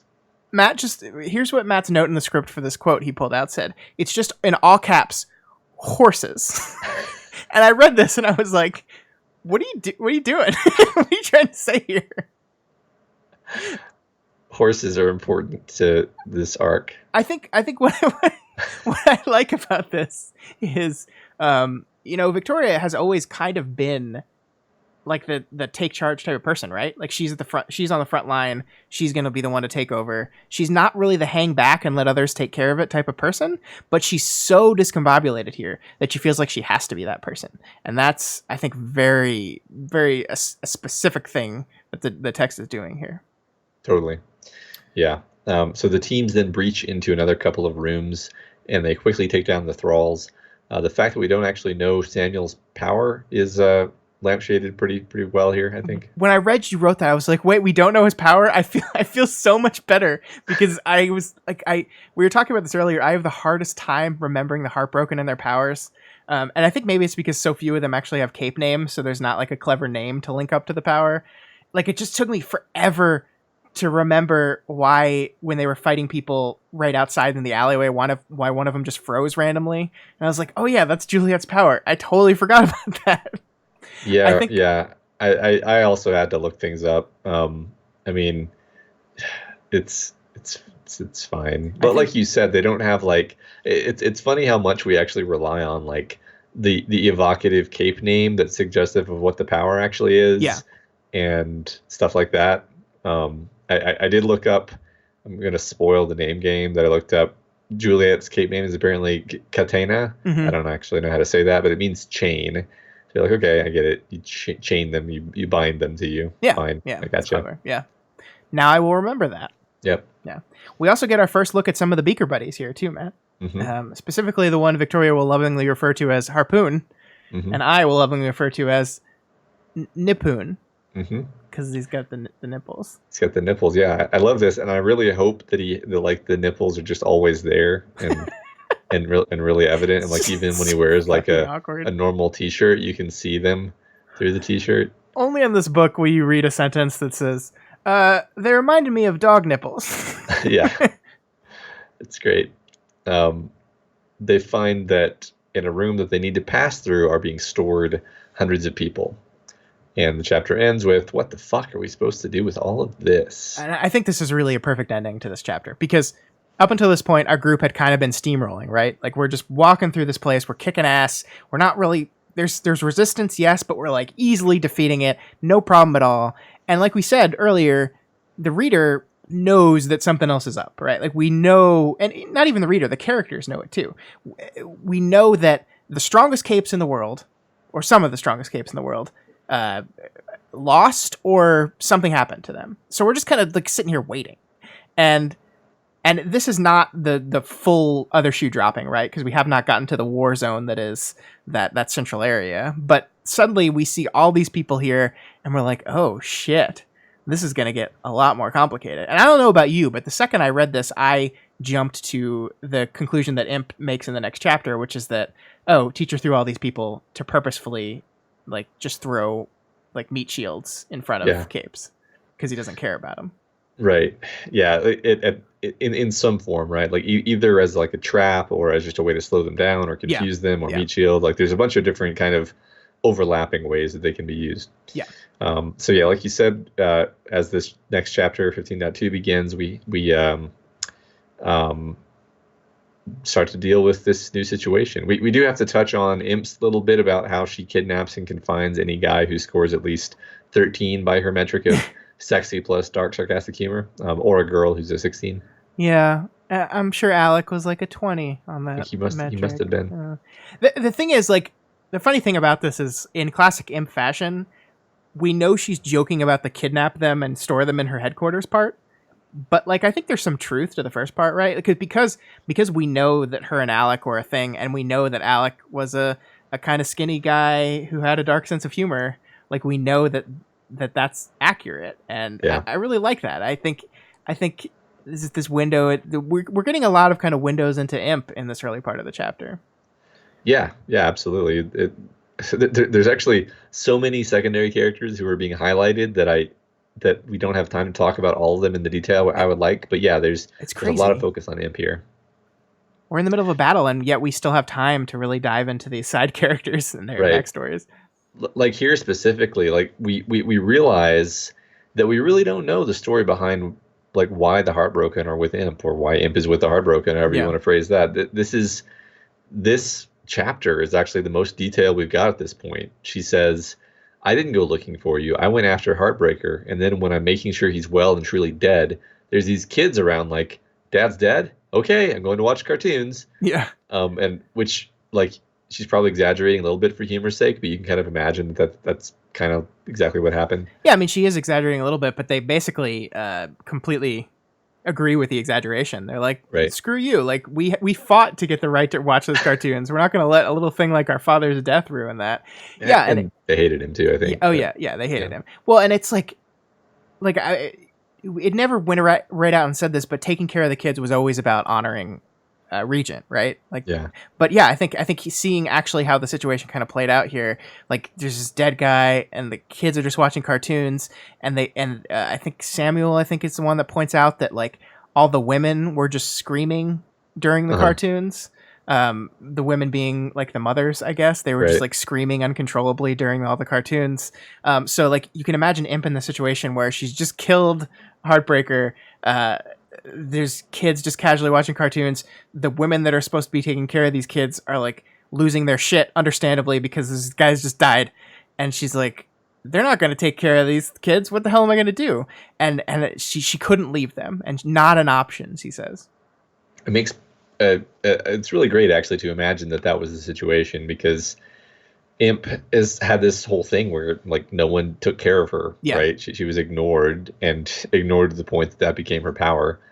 And yeah, like she's not going to let the same thing happen to these kids. She's going to take care of them. Yep. It's beautiful. It brings just a little bit more texture to that central idea of course it was, to honor Alec, which yes, true. Yeah. But there's more, it's more complicated than that. And I like that.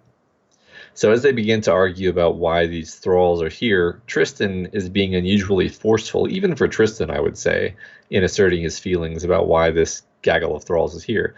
Imp thinks the innocents are being used as a wave of human shields mixed in with teachers' goons. Yeah. I was a little curious about your unusually forceful. I thought it was pretty standard Tristan, like just stubborn Tristan forcefulness, but yeah, I mean, I guess you're maybe reading into that he's like maybe a little more agitated because of the general parent shittiness that he just had to deal with. Yeah, I think that everything has been going poorly for him recently, and I just read him as being in just a really bad mood. Yeah. And that it's not that he's just like normally when he's behaving in this kind of headbutty way, I read it as him being like, oh, well, I just think, I just think we should discuss it. And I happen to think that I'm right, of course. And so we're going to argue about it. And like sort of almost like an energetic place. He's coming from a place of gung-ho-ness. Here he's coming from a place of pissed offness. And kind of just like wanting to argue. Yeah. That's my like model of Tristan right now. I guess I could see that. The thing that I like most about this though is that Victoria's like, I'm not even annoyed by this. I need this sometimes. I need someone who's going to push back against me to help me think through the stuff. Yeah, sure, yeah. And maybe I'm wrong about my read. I think it's a cool thing we've mentioned a few times recently, is this idea that like it's not even anything in the word choice here. It's just the fact that we know Tristan, right? That makes me say that, or like my model of who Tristan is would be angry and maybe taking it out on people. I don't know. Yeah. Okay. I winced inwardly at the 100%. Tattletale had never been one to give any guarantees, and hearing one from Imp made me suspicious. Oh my God, Victoria. See, it's funny because Victoria does that all the time. All we talked about that time. Before. Like 100%. Yes, like, 100%. She does it all the time. That's her go-to aphorism. that's yeah. I mean, Wildbow did this on purpose. This is hilarious to me. I laughed at this. I did too. Yeah. So eventually, Samuel fingers one of the thralls as being more cognizant than the others, and that thrall tries to run, but when cornered, he begs them not to seal off the area because the people will die without access to water and medical care. Victoria makes the shocking choice to deny people showers, and then they seal off the area. Yeah, and this is one of those moments where the book is introducing this thing to me, and I literally don't know how to feel about it, right? Like, on the one hand, as we'll see in a moment, every single one of these people can be a threat. They're a word away from being a serious threat to them.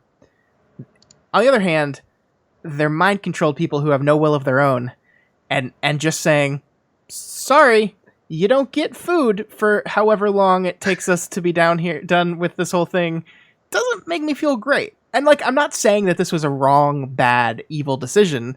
I'm just saying, like, it's just, it introduces this element, and it just, like, I don't know how to feel about it, right? Like, it makes me feel icky, but also, I get it. Yeah, I mean, this is one of the things that kind of introduced the yuckiness of the whole thing. Like, it's not this, like, this arc's, in my opinion, is like a sequence of situations where you're not supposed to feel like it's really heroic. Yeah. What is heroic about this, right? Like, yeah, okay, you're fighting Teacher because Teacher wants to take over the world. You think, first of all, you don't even really know that, but yeah, I mean, okay, we know that because we're the reader. Yeah. And he's doing all this manipulation stuff. He's doing all the manipulation stuff, but then you're killing a bunch of what are, as far as you know, innocent people who are just being mind controlled. Like they signed up to work for him, but they didn't sign up to be used as soldiers. Well, not even all of them signed up to work for him, because there's heavy implication that even when people say no, they're mind controlled into saying yes. So yeah. So yeah, I mean, it's just like the casual, like, you can live for months without food. Yeah. I'm just like, you're right. It's just like, yeah. Yay. Well, it just gets worse though. Like, this is just where I do think Wildbow is gradually introducing more and more of these kind of unheroic elements. Right. Yeah. And I mean, I think if that's what we should say is I don't think the book is wanting me to feel great about this. I think the book wants me to kind of read this and go, and have a tough time with it. I think that's the goal of this thing, is that we're kind of supposed to feel a little uncomfortable about this whole thing. Maybe see the necessity, yes, but I love it. Yeah. Well, I mean, you start to suspect even that part of Teacher's goal here is to, like, break them down mentally. Right. Like that's one of he's putting them in a sequence of situations where they're just being worn down before they even get to the fight. Right. Yeah. So anyway, ultimately a few powered thralls get woken up, including one guy who sucks people up into himself to become bigger and stronger. I love that as he gets bigger, his eyes start to face opposite directions. Yeah. Like, so he's not just getting bigger and turning into like a giant, he's turning freaky as he gets bigger. It's great. Oh, what a power, right? It's so, like, and even like anything that's flesh, like he runs by dinner tables, and if there's meat on it, he sucks that up too.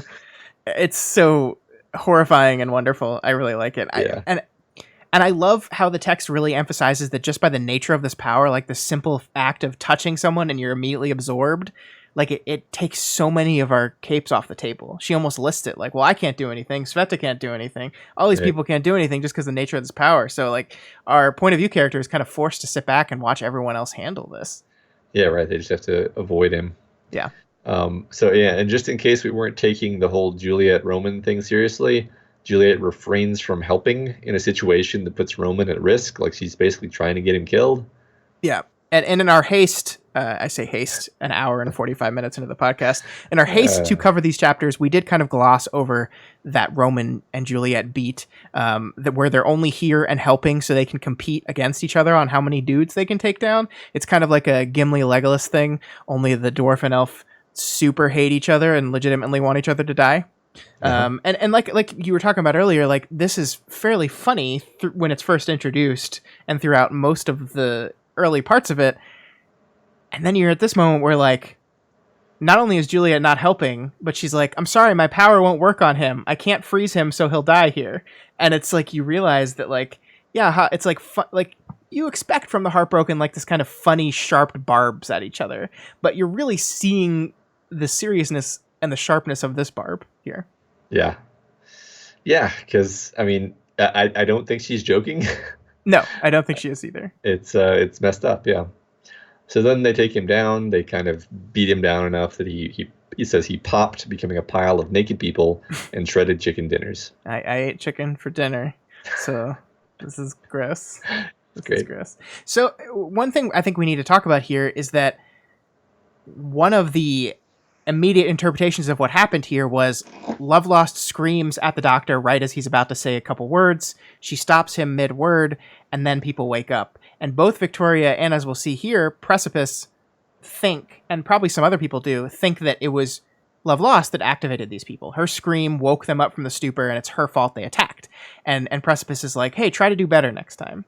And we quickly learn that no, this was the word he said was enough to activate some of these people, and it had nothing to do with Lovelost. And I really like this because, like, not only do I like that we put this in the story that we're like introducing Lovelost in this very kind of tense relationship with everyone, where they like immediately assume the worst about what she did, but that Precipice is the one to bring this up because these two have like a very complicated background, and we're in this kind of awkward situation where, like, I think she's realized that she was tricked into hating this kid, but also she probably still doesn't like super like him either, and it's like this really awkward kind of situation. And Victoria thought the same thing, right? Victoria's our point of view character. We see through her that her initial thought is that Lovelost's scream was not controlled enough, and it's what woke up the other people. So it could have been Victoria to bring this up to her, but it's not. It's Rain, and I love that. Yeah, right. I mean, I think that Rain still did the stuff that he did, but she's gained a bit of perspective on it and realizes the situation he was in, realizes what he's done since then. Like you said, I don't think she's anywhere close to forgiving him, but yeah. I mean, it's interesting. We're creating and maintaining this background tension between these two characters where you're not really sure where they stand exactly. You're testing it, you're pushing on it. It's great. Yeah. So they leave a great number of the thralls chastity slapped, pretty much anybody who they suspect of being a cape. And the text kind of reminds us of the threat of the presence of the overseer in the background. Oh yeah, that lady. Forgot about her. I do really enjoy the details of how they're picking the ones to get slapped, though. Mm-hmm. Like, it's like really sharp attention to detail stuff. Like, that one has too much muscle. Yeah. Or that one has a tan that could be sunglasses or could be a mask. Slap them. It's like, I mean, it's smart, but it's also like, this kid's been working out too much. Probably a kid. Slap the shit out of him. Yeah, I mean, speaking of attention to detail and speaking of that Lovelost beat that we just had, I like that she was actually right. Because she's the detective, like we know that she notices way more stuff than most people. Right? Yeah. I mean, probably even more than Victoria. Like this is kind of her whole thing, you know. Yeah.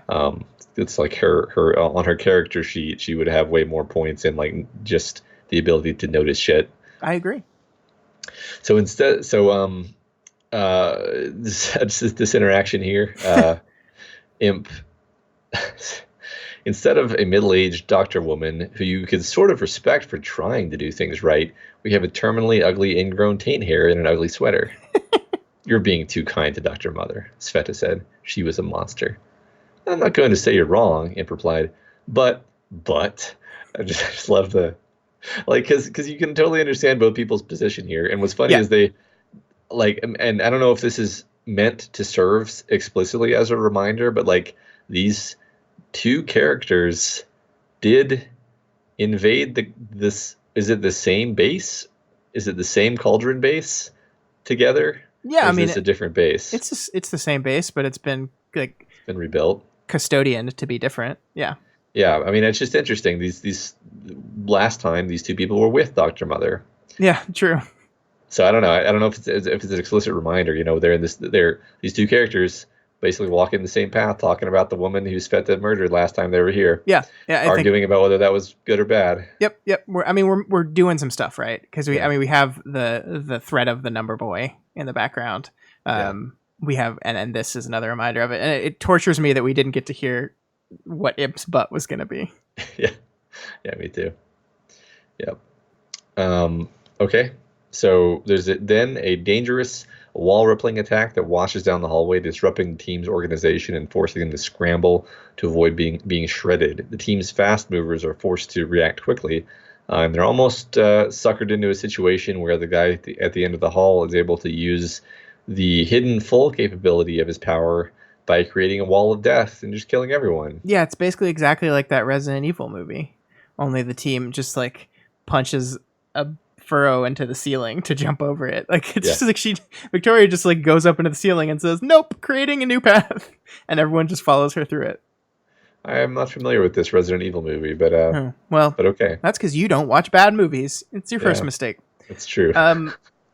I do like this is a moment that we do see the Victoria that's kind of laid back and let other people do stuff kind of takes charge here, right? Like she recognizes this is a situation in which her power grants her an advantage, and so she flies ahead and like flies towards this guy immediately. Her and her little, I think she calls it her little mover squad, but she kind of heads it up. So I think we're seeing her kind of transition into taking charge again, which I think matches up because as soon as they get back to the rest of the group after this, she's like, "Okay, I'm going ahead." Yeah, and she just takes off. Yeah. That's true. That's one thing that surprised me and actually confused me because I was when I read these chapters for the first time, I'm going fast because I just want to know what happens. And I was actually like, who are these people who she comes across? Is this people who she was somehow with that I didn't notice? That's how dumb I was. Wow, Matt. Like it took me a minute to realize like, oh, this is the first wave. Anyway, actually, no. That what I actually thought was this was a different part of her. So there's the 9 teams, right? I thought this was like 3 of the other teams that she came in with, but no, it's the first wave. Yes. So Victoria flies to the gallery, which is kind of the big area that we were familiarized with in Overseer's Interlude. She's ahead of the rest of the group. This is the Decagon. It's a pitched battle. There's dozens, maybe hundreds of thralls and uncounted good guy capes battling in this wide open space. Victoria is shot down by somebody with enhanced accuracy and then bailed out by a bulk of the wardens. She joins their formation, which is coordinated by a mysterious force field cape with cool eyes. Ooh. Pretty violent battle, though. People are getting jacked right and left. Yeah, like she gets shot. Like she gets hit, like her armor on her chest is what saves her here. Yeah. Like she gets shot. Like, and I think she says she might have broken ribs because of the force of the blast. Like she's hurt. But yeah, she kind of joins up with these people and joins this formation and just going around killing people. And this is I think the moment that you were talking about earlier where the things really shift, where things really ramp up in tension. This is a war zone and these are warriors and they're killing people. Like Victoria tosses up the filing cabinet blindly, trying to get stopped from shooting, and it's Bulk, I think, who's the one that hits it to where it lands definitely on top of the guy, right? Right. And that guy's dead. There was more blood visible around the filing cabinet than I could see a gunman. So like, there's not even a person there anymore. It's just blood. That guy's dead. They like we said, they're war hardened capes. These are not street law enforcement teams. These are warriors. These are soldiers. They were called in when they are called in to do something. They're called in to eliminate the threat. They're not going to hold back. They're going to get in there. They're going to eliminate the threat, and that's what they're doing. Right, and they've been fighting here for like hours, right? Like 3 hours. Yeah, hours. Yeah. Yeah. And I think Victoria like immediately takes a little bit of a liking to him, to Bulk a little at least, because like she compliments his costume and his hair, and then she joins the squadron up immediately and like kind of appreciates the well organized machine of it a little bit. Mm-hmm. Yeah, I think you're right. She enjoys being part of this flyer group, I think. Yeah. And speaking of which, I mean, she very quickly slips into this weird mental state of like hyper-focused lucidity as she continues to fight as part of the flyer squad. She's really kind of grooving with it. Yeah, it's like she's like these moments where she's falling into rhythms. Like she says Mhm. something feels off about this. She can't put her finger on it. Something's weird and off, but she doesn't know what. But she's just out there doing her thing, and I think she describes it as dreamlike a little bit. And Yeah, then later she calls it nostalgic, and of course we find out why at the very end of this chapter. yeah, because they fly basically the flyer group flies her back to her team as her team gradually arrives, and Victoria cops that the fallen teleporter dude might be here somewhere. I completely forgot about that guy until the book reminded me of it. Yeah, I remember the whole thing where more and more fallen people kept showing up, and she thought that there was a teleporter. It's a great callback. yeah. And then it says, my eyes settled on the culprit, the force field cape. The feeling crystallized as I caught her looking back at me with those eerie eyes. Aunt Sarah. And here's the second part of our double bow. Aunt Sarah, she And back. of course, playing with language, using the word crystal. Yeah. It's great. So, yep, okay. It's really great. We got to move on. Awesome. Yep, got to move on. 15.3. My voice is starting to go. It's not a good sign. We used to do 3-hour episodes. I don't know if you remember this. I think I have a sore throat. But anyway, there's so many new capes introduced here in this thing. The heroes are being pinned down by heavy fire. They send some of the younger capes to escort the injured back the way Victoria's team came through. But the previous people they just sent that way seem to have disappeared. So you have to wonder if picking people off as they're sent to retreat isn't like part of Teacher's plan here.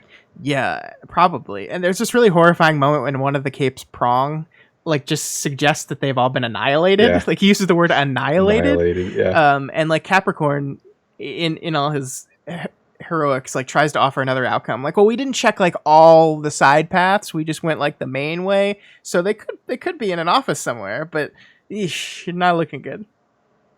Yeah. I don't think they're just hiding in an office somewhere. Let me say that. So, okay, I have a question for you here because the opening of this chapter was really disorienting to me. And I think maybe it's because I read all 4 of these chapters back to back on Saturday. But we cut hard from Victoria realizing that she's looking at her dead aunt to break through talking with some brand new capes that we had never met before. And it's like an agonizingly long amount of time before Victoria mentions Sarah to someone else. And I was just like, how, what?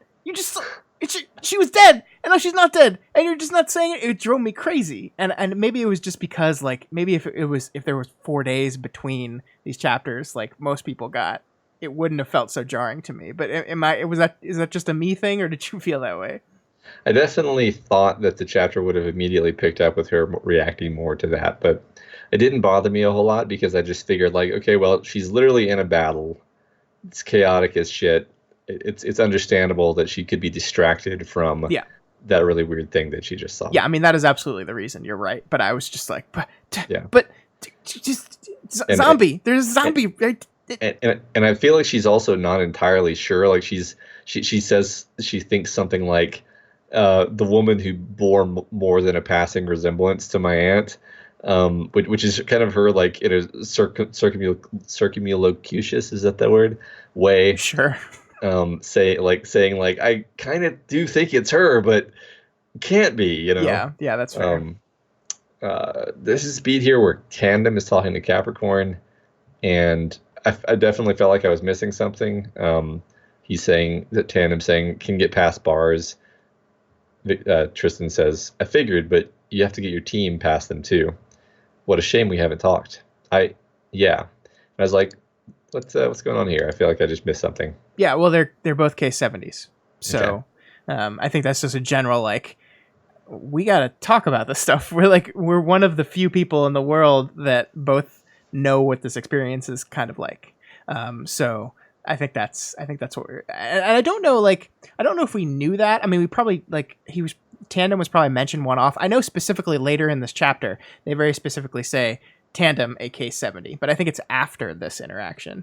I don't remember it, but I'm I think my memory's not working too well. I mean, But anyway, I yeah. definitely was as confused as you, like, Okay. on my first read through. Okay. But then I remember later in the chapter, Victoria points out that Tandem is a case 70 as Tandem's doing their thing. Gotcha. Cool. A teleporter named Tailgate is either shell shocked or in some kind of power fugue, and Victoria has to help coach her through it. Gong goes out of his way to mention that Tailgate is a cauldron cape when Victoria's kind of trying to like be like, go easy on her. This feels like one of those things that matters in a way that's going to resonate with other things in the chapter, but I wasn't sure how to plug it in. Yeah, well, personally.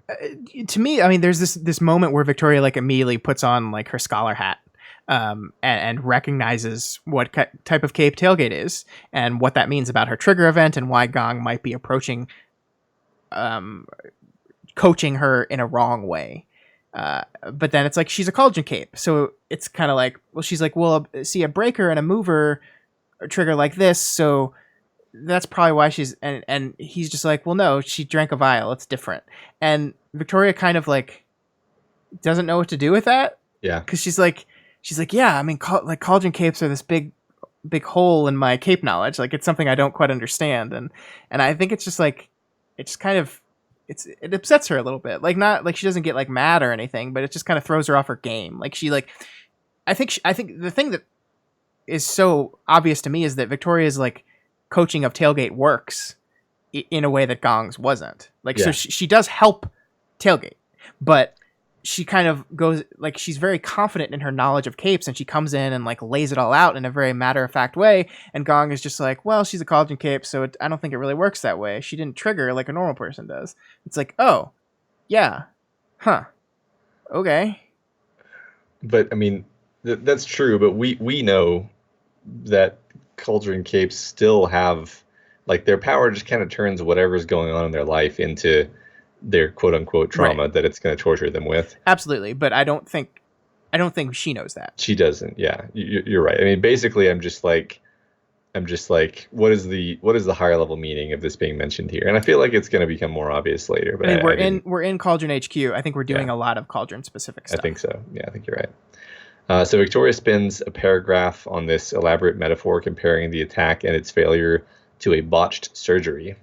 And I mean, there's definitely some Amy stuff floating around in her brain right now. It's like an Amy surgery. Yeah, I mean, I think you're absolutely right that the reason she goes for that metaphor is because part of her is still back in that room with Amy. Yeah, totally. I immediately thought that. Yeah. Then she finally mentions having seen Aunt Sarah. Finally. Yeah, and I just love Valkyrie's always tried to keep people from seeing what she does with anyone they might know. What? Focus, Gong said. Wait, I told him. Then to Prong, what? Fuck, he said. The thing that I love about this is there's no blocking in this text, right? There's no kind of indication of what any of these characters are doing, but I just in my head see like they're standing on opposite sides of Victoria, right? And she's talking to Prong, and like Gong is over to her left in my head saying focus, and she like turns to him and goes wait, and then turns back and goes what?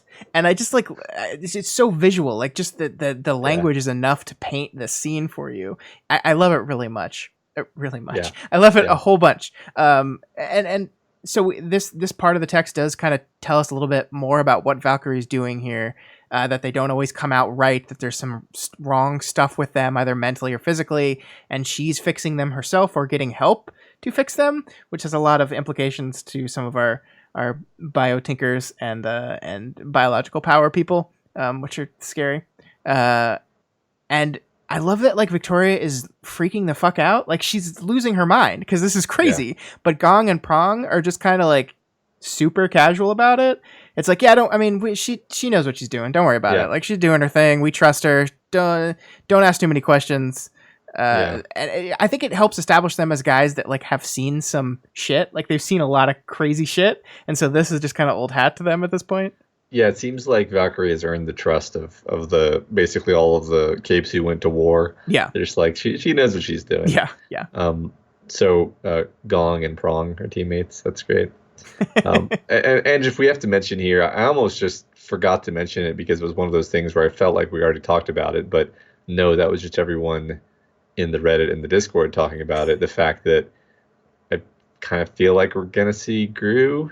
Yeah. I mean, this like, arc. well, I mean, in 2 chapters, we've seen 2 dead people that are now alive and here that have important interactions with some of our characters. So I think it's not too crazy to think that might happen. Right.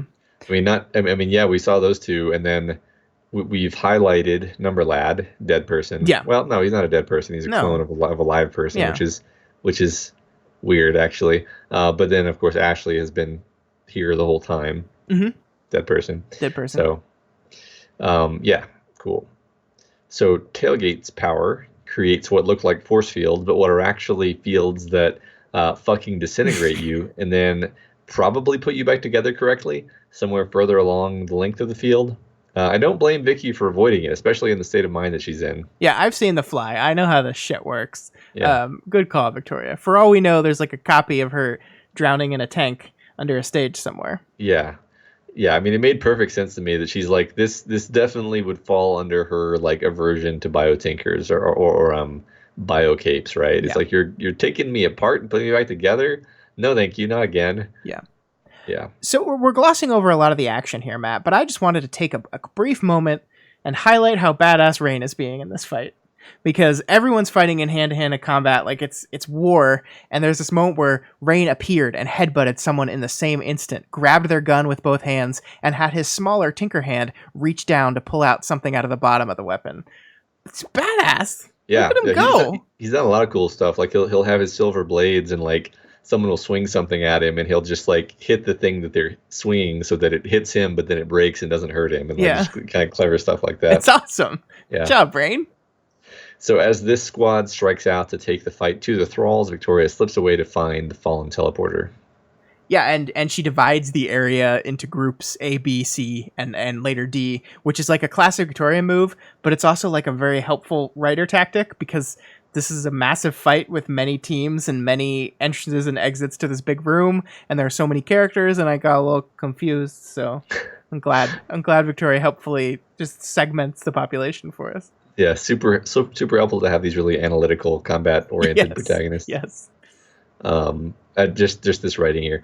The ghost of the woman who had read bedtime stories to me when I was little and she was visiting, who had given me baths, who had taught me to fly smart, who had given me the first for adults book I had truly loved, brought lasers down on their heads, sniping wherever defenses were missing. Yeah, I love this. I think this is really important because, like, her reactions here are so great because this is absolutely how someone would react if an important person to them that they lost was just suddenly not dead. They would be reeling, right? Yeah. But I also think like this is really important to what the arc is doing because this is an arc called Dying, and as we said, like we're seeing a lot of dead people. 2 in this very chapter we're gonna see. They're not dead anymore. What does this mean? What are we doing with this? And I think that remains to be seen. But what is so important to all of this is the relationship that exists between these 2 people. We're about to see this in Furcade again here in a minute, and we know the relationship they have with Tristan and Byron.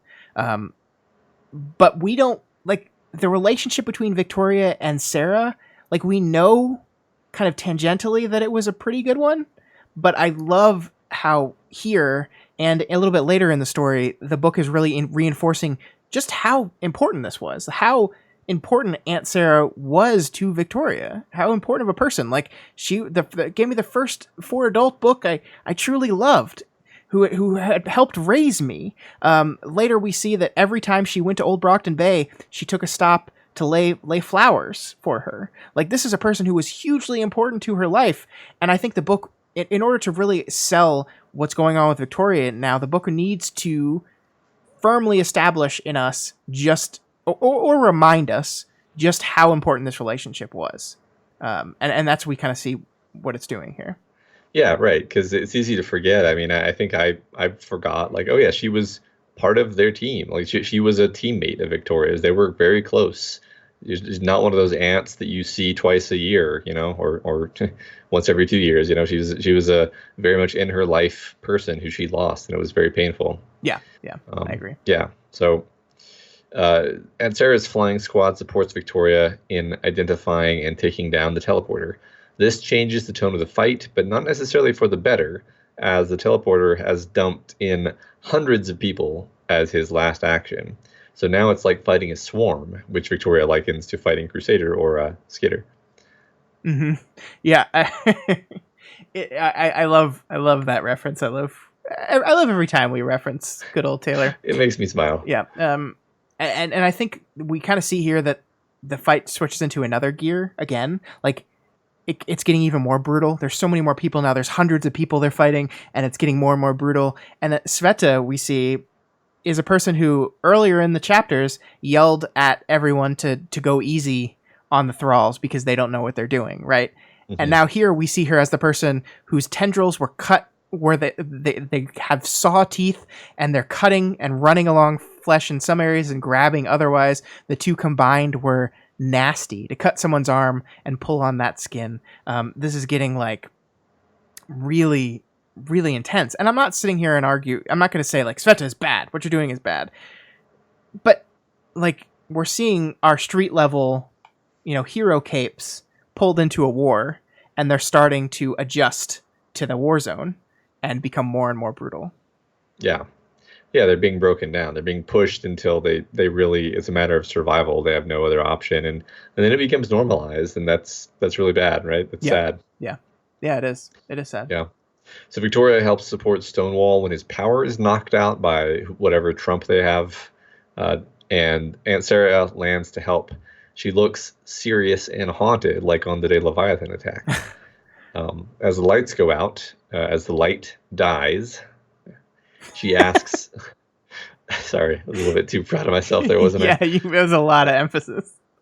She asks what Sarah calls herself, and she answers Sarah and photon when pressed. Photon, light, darkness, lights just died. It's good stuff. Yeah, I really, really like this. And I like, now that we've established how important Sarah is to Victoria immediately in the text, I think it really makes the point land home where we know Sarah looks at her, recognizes her, but there's no excitement to see her. There's no happy reunion here. There's no hug. She doesn't ask about her. She doesn't ask how she's doing. She doesn't ask about her daughter. She's short and curt. This is not Sarah. This is not Aunt Sarah. This is a person who maybe will someday be Aunt Sarah, as she says herself. Someday I will be Lady Photon. I'm only Photon right now, but not today. And that's really traumatizing for Victoria. Like, can you imagine, like, you've lost a person that you love, a person that's so important to you, and then suddenly they're there in front of you again, but they're off. Yeah. It's basically Pet Sematary. Yeah. Right. Yeah. No, it's way more disturbing, right? Like it would already be weird if it was like, yeah, I'm your aunt. Here I am. Like that would already be weird. But this is like a weird, creepy Halloween version of her. Yeah. Yeah. Not pleasant. So the heroes retreat into a hallway. Byron makes some water and starts to distribute it to the heroes. He's being so useful. I love him. Yeah. We skipped over the parts where he was like, Victoria noted that he was like kicking ass in hand-to-hand combat. Like he wasn't being a stand back kind of range attacker. He was like up in it. That's like, go, Byron. Go. Yeah, I thought that was another cool thing where he's like beating people, and then he'll like use a water spray strategically to catch them off balance or when they're not paying attention. It's really great. I love it. Yeah. And then there's just a bunch of great character interactions here at the end. I know the script looks like I just became completely lazy and started cutting and pasting. It's just a bunch of quotes. The last 2 pages of the script are just a bunch of quotes. It's just that like the whole end of this chapter is just solid, awesome character interactions. Yeah. Like Swan Song is being her typical like self, and she basically says like, to compliment me risks stating the obvious. Belaboring the obvious. Compliment me would risk belaboring the obvious. Wow, Tristan said. You did okay, Swan, I said. Victoria's response there is so perfect. I love great. It. I love it so and it much. Emphasizes like their friendship because Swan Song like takes it well, right? Right. It's like great. Yeah, it's them kind of the playful like digging at each other. Unlike the Juliet Roman not playful, I literally hate you digging. Yeah, right. And then we have the third beat of a three beat that was set up in Glowworm, that was reemphasized in Tristan's interlude, and is finally here. Mm-hmm. Hey, Azukar, Tristan said. He was still making bottles. The group around him had shifted. I looked up. Tristan was paying attention to a girl in a cat mask, ears sweeping back along the sides of the head, gauntlets on. Guess who's back? Yep. You look good, Tristan said. I feel good, she said. 9610-5. You changed it. Dying necessitates change, she said, looking down the hall in the direction of the fighting. What we were supposed to fight past and through. They'd be setting up. But you'd know that, wouldn't you? False deaths, impermanent deaths. Oh boy, let's talk about this for a while, Matt. So we have Furcate here. Victoria refers to her as she, and we see here that her number scale, 9, 6, 10, 5, that I believe that was how she's doing physically, how she's doing mentally, her girlness, and then the last one was a tiebreaker about her memory of her lemon candy, right? So she's a 10 on her girlness. So we haven't seen if she's changed her pronoun, but Victoria, who doesn't know, like, genders her as a woman. It's cool to see her back, but this is really fascinating, right? This is like, we see here that she's more along than Sarah is. She's told specifically the normal rules of the flock don't apply to me because I'm more along. I've gone further. I'm more myself, she says. But is she like that's the fascinating thing about this, right? I mean, the people who come back from the dead, like we've seen that Ashley has been able to come back and make a life for herself. Maybe she's not 100% Ashley Stillins. Right, but this is a different kind of coming back from the dead. It's a different thing, but I think that the story is showing us like, she's almost there, you know? And also there's the element where, like, when Furcate splits, does she lose memory too?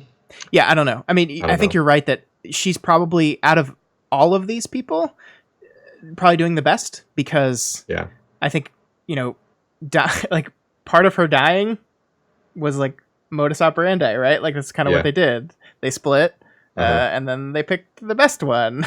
And then I don't think we ever learned the detail of like what happened to the other ones, but they're not around anymore, so something happens to them. So I think that kind of transition process might be one that Furcate is able to deal with more than many other people would. But this whole thing ends with this line of, like, Byron's like, hey, do you want a lemon drop, as like the test, right? That was like the tiebreaker test. Like, as long as you can remember this past where I think it was her grandmother or something, I don't remember, but like lemon drops had a very important historical context to her, and the tie-breaking test was, do I still recognize that? And they say, I'd love a lemon drop right now, but when asked, do you remember why they were important, her response is, don't pick apart your happiness, Capricorn, which is not an answer. In fact, it's kind of an answer in the negative, right? It's like, I remember I like lemon drops. No, I don't remember why they're important to me. So again, this is, and this, I don't want to get into a whole conversation of like, what is the self and who is the self, but this is not the same Furcate on that, the most important, arguably, element of their measurement, the tiebreaker element of the measurement. Yeah. I mean, I definitely think we're supposed to be worried and skeptical about this whole Valkyrie's clone thing. I think that's going somewhere, right? I mean, there's a reason this is called dying. There's a reason we're seeing all these dead people. This is going to go somewhere in this arc. Yeah, I mean, and Victoria says that she feels that something is missing with Aunt Sarah. That something's missing, and she can't quite put her finger on what it is. Yeah. And then we see a Furcate who seems to be doing really well, and I'm very happy for her. I'm excited for her. She's achieved on some levels the thing she's always wanted, but that tiebreaker, that's her lowest number. That's a 5, right? And it gets you worried. But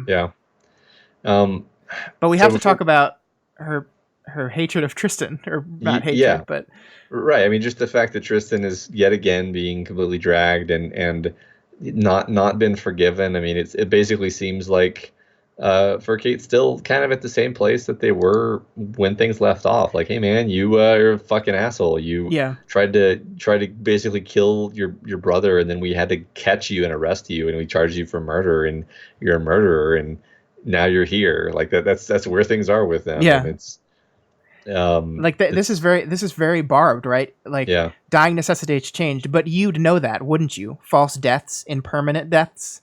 That's a very specific dig. And Tristan changes to Byron. Guess who gets a hug? Mm-hmm. To echo the interlude, Furkate hugs Byron. Mm-hmm. Once again, this is a hug that Tristan experiences as if it's him, but knows it's not. Once again. And yeah, I mean, I think this is definitely a through line here of exactly what we talked about earlier, that other people haven't forgiven him, and they're not there yet. Yeah, and it sucks for him. Yeah, it does. And then, of course, Victoria watching this is extremely envious of it. Oh, doesn't that break your heart? Yeah, because she could not get this level of like in jokiness, even if it was a little bit of a imperfect in jokiness. Yeah. She didn't get anything like that with Sarah. Yeah, well, and on the Byron side, the embrace, the hug, the love. Yeah. Like Sarah gave her none of that, and yeah, it's. But see that just to go back what we were talking about in the interlude, like externally there's jealousy and envy there, but internally to these characters, that situation's a whole lot more messy and complicated. That's a great point, because Victoria sure as hell doesn't know what the lemon drop means. Yeah, she says here, she's like, what are you talking about? What's going on? I think she just says lemon drop? What? Huh? Right. So like for her, the fact that Furkate doesn't remember what the lemon drop means is meaningless. For Byron, it's highly foreboding, So yeah, like I like that. I like that you pulled this element out, that like everyone's looking at other people and seeing like, oh, they're having such a great time. My life sucks. Yeah. No, they're not having a great time either. Yep. All right, Scott, we did it. We did it. The chapter ends with the team agreeing to smash through the walls, going off script. All precautions in effect. He recruited some of the worst of them. All precautions in effect. Mm-hmm. It's about to get real. Good luck with that. Realer. All right, Scott. The discussion question last time. Okay, we're gonna go through these very quickly because quick. We're very late. So go ahead. Talk about how Parahumans has changed your perspective on things. J-Maniac made a whole YouTube video to answer this question. It's super cool and super nice, and it made my heart warm. So go check out J-Maniac's channel. I think it's just called J-Maniac. Mm-hmm. If you haven't, he's got a lot of cool Parahumans content. Yeah, on there, we've talked about his videos before on here, and this is a good one. I'm not saying that just because it has my face in it a whole bunch of times, but that certainly doesn't help or doesn't hurt. But no, it's very wonderful. The answers to this question were so heartwarming. I like across the board. I love them all. And J-Maniac taking the time to edit a video together is pretty neat. So I will remember to put a link to that in the comments or in the show notes. If it's not there, then I forgot. It's just what I'll say. I'm gonna try real hard not to forget. But all right, just leaving myself open for failure there. Cool. Sarah Pinkwin says that Worm rehabilitated her love of reading. That's awesome. After school, it kind of crushed it down. Yeah. Sandwich says Parahumans ruined superhero comics for them. Me too. Yeah, not necessarily a bad thing. Yeah. Muns for College says it galvanized their political radicalization. Yeah, by showing downtrodden individuals, it kind of kickstarted that for them. That was cool. Yeah, sometimes empathy is a really important tool to getting to that kind of place. Yeah.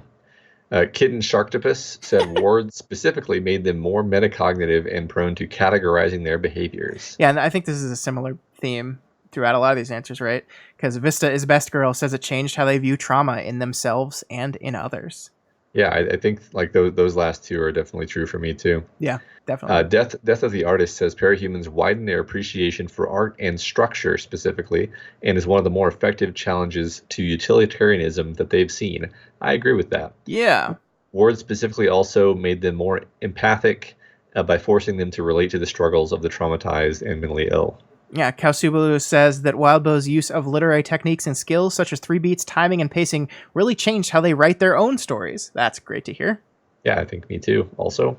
March Was May said that the Doof media ethos of I assume the work is genius and confusion on my part means I'm not understanding something yet has had a positive impact on how they consume and relate to media. That is a wonderful thing to hear. That is, I don't think we ever like consciously set out to come to that conclusion about how we approach art, but I'm so glad we did, and I'm so glad we were able to put words to it and that it's affecting people. That means so much to me. Yeah, me too. Anti-Chris says the story drove home the idea of we judge ourselves by our intentions and others by their actions. Yeah, God, that's so true, and I do that constantly. And yeah, like I think one of the cool things about it being a serial is like this book has been going on for almost 2 years now, right? And so it's not just like you're having these experiences as you're reading it. You keep having these experiences because it's part of your life. Reading the story is part of your daily life, and like if you're struggling with a particular thing this week and then you read a part, you're like, oh yeah, fuck, I'm doing that thing again. Yeah, the story is basically rubbing your face in your human psychology dog shit until you're like, oh yeah, that is, oh wow. Yeah. Nugget Blaster 69 says Ward has recently forced them to confront how they personally deal with trauma and to realize that they might not be doing it in the most healthy way. Hey, me too. Yeah. Calinero 985 talks about how the story changed their understanding of what you can do with an unreliable narrator, and how it shows that a character who generally does what described as factually happening can still be distorting your perception of the story. Yeah, that's really cool. Guys, I love all of these. I like this is exactly why I love storytelling. The power of what a story can do for you, as seen in your answers. I agree with every single one of you. I think the story, reading the story, analyzing the story, being part of this community, being with you guys. I think one of my favorite parts of Jay Maniac's video was the part where he just says, "This story is wonderful. It's great, but it would be nothing, or not nothing. It would be a lot less to him without the community of people that it has drawn together." And I agree with that. Like, that is the power of storytelling. It can bring people together to discuss these things, to work through these things, to process these things. And a community is an important part of this book, and the community around the story is as important to it as the story itself. Yeah, absolutely. And I mean, for my part, I think that these stories have made me a better person. They've forced me to see things from different perspectives. Like, I can legitimately say that Ward basically challenged me when I was in a place in my life where I was really angry at someone, and we happened to be literally in the Tristan Byron chapters, and I was like, you know what? I'm going to forgive this person. I'm just going to forgive them whether or not they deserve it. And it was a great decision that has paid a lot of it has been a wonderful I'm glad that I did that, is what I'm trying to say. Yeah. So like this, and that's just one example, really. There's a lot of examples of that kind of thing. So I love the story. I really love Parahumans, and it has really made a difference in my life. Yeah, I completely agree that you are a much better person. Thank you, Scott. That's really nice of you to say no problem. That way. All right. That's all we got for you this week on We've Got Ward. You guys are all part of this show, so feel free to provide us with advice, questions, or thoughts on this week's reading. Matt, you skipped the discussion question. The discussion question for this week is, what is your favorite double bow moment? Scott, you explain what that means. I explained it. Basically, okay, what is your favorite? What is your favorite? And we might have asked this question. Look, guys, it's been like a million episodes. We're running out of questions. What is your favorite moment in which the text was textually doing something, but subtextually setting something else up? That is what a double bow is. Easy to miss the second thing. Yes. And like I mentioned a second ago, you guys are all part of this show, so feel free to provide us with advice, questions, or thoughts on this week's reading.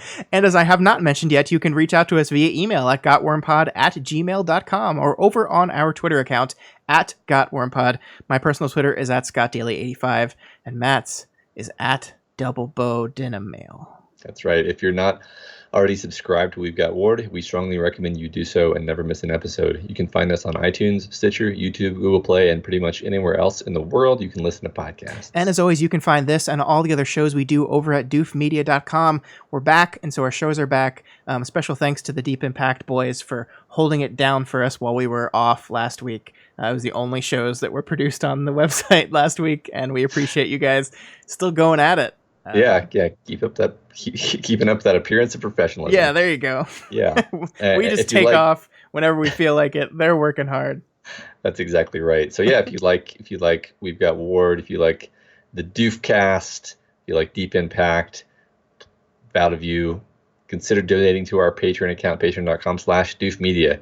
You can donate $1 a month or whatever else you can afford. Supporting us on Patreon gives you tons of great bonuses like voting on our quarterly fan art and occasional costume contests, Q&A sessions, access to live streams of our recording sessions like this one, and our excellent Discord chat. Special thanks this week to new Badoofs, Sarah D at the $1 level, Doof Trooper Helen C at the $10 level, and Doof Warrior Shelby S at the $20 level. Wow. Thanks so much, guys. everyone. Thank you. Really appreciate it. We got people who donated to us during the week we didn't do anything, so that's very kind of you. Yeah, that feels real good. Yeah. And as always, make sure you go over to Wildbow's Patreon, patreon.com/wildbow, and donate to him as well. This is his world. We're just being traumatized by it. And if you cannot afford to donate right now, that's absolutely okay. You can instead share this trauma with everyone else, or you can head on over to Apple Podcasts or the Stitcher. It does it too, and leave us a rating and a review. This week, our spotlight review comes from Isha Moradin, who gives us 5 stars and says, "We've Got Worm and Deep Impact are the only reasons I have a podcast app. There are few better uses of time than listening to the fine people of Doof discussing the various masterpieces of Wildbow, and if you have yet to experience either, then now is your chance." Thanks so much. That's so nice. Thanks, Isha Moradin. Always good to find another speaker of the old tongue. Stupid wheel in time shit. Let's end the episode. For this week's show. We'll be back next week at our normal time with our normal number of chapters to find out which dead people we're going to meet in Arc 15 Dying. Bye-bye. We did it! Holy shit!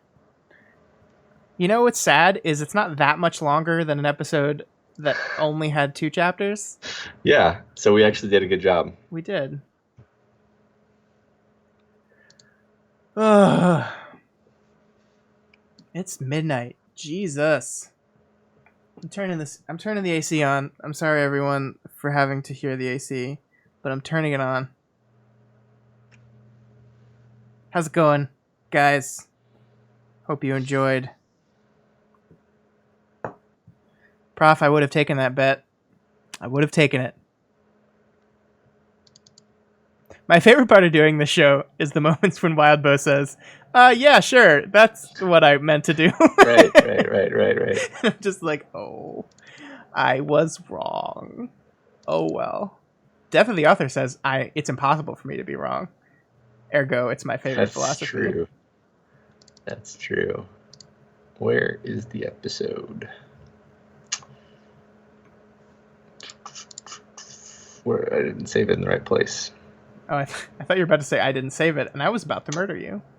I don't think I just didn't save it in the normal folder because I forgot all of my habits. Yeah, we took one week off, and it was weird sitting down doing this. I'm not gonna lie. Also, I ran out of water like 2 hours ago. Thanks, Prof. Have a good night.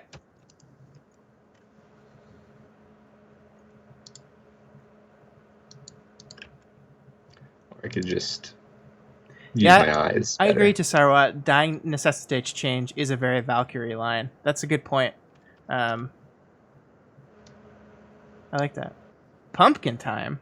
What does that mean? Halloween, Scott. Did you know that? No, it's not. Like, it's past midnight, so you turned into a pumpkin? Is that like a Cinderella reference? Yeah, I think so. Oh, I didn't realize, Sierra, I didn't realize you, I like that we both came up with Nippon independently of each other. That's perfect. I think we need to hold a vote. I think Beaker Buddies needs to be what they're officially called. I assume that everyone agrees with me on this. I'm with you. Oh, I didn't know he's Japanese. I missed that. Yeah, that's even better. Who? Oh, pumpkin time means good night. I get it. That's clever. I'd never heard that before. Can't even use computers anymore. Why not? I'm just like I'm just like clicking folders. I'm like, that's not even the right type of program that I'm supposed to be using right now. Supposed to be this. I'm just clicking things randomly. That's clever, Sirigrau. I didn't even know I was being unintentionally clever there. Good job, both of us. I discovered a good trick, Scott. What's your trick? The trick was that I moved my windows around and then I covered up the clock on my computer so that I didn't have any way of knowing what time it was. And that way I didn't freak out about the episode taking 6 hours. Ah. Well, there you go. Good job. Now I'm going to catch up. Catch up. On sleep? On the chat. Oh.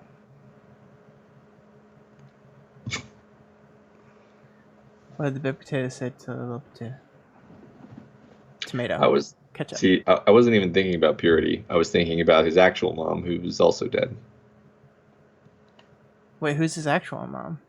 I thought his actual mom was another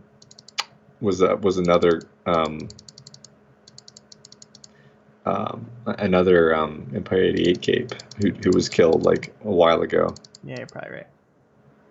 Because Purity is just his stepmom. Well, but it's still okay to take vacations. Yes, it's a little discombobulating, for sure. But, you know what? Worth it. That was the most relaxing week of my life. This is wonderful. Yeah. Yeah. I like that taking vacations from this podcast is always much worse, in a sense, than taking vacations from my actual job. My actual job, I'm just like, I'm going to be out. Yeah. Oh, I'm back. I guess I'll get back to it. I got a bunch of emails. It's funny right because now? No, at over vacation. It's funny because like you get one and then they get your out of office message, and then you get 20 more that are like, for when you get back in. And I was like, no, don't do that. Don't do that. Yeah. Yeah. Thanks for clarifying that you didn't expect me to work on this from fucking Hawaii.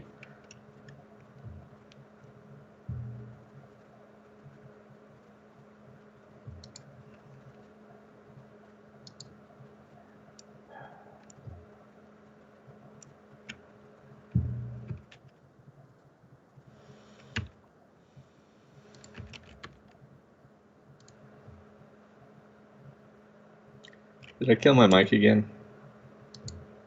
No. Okay.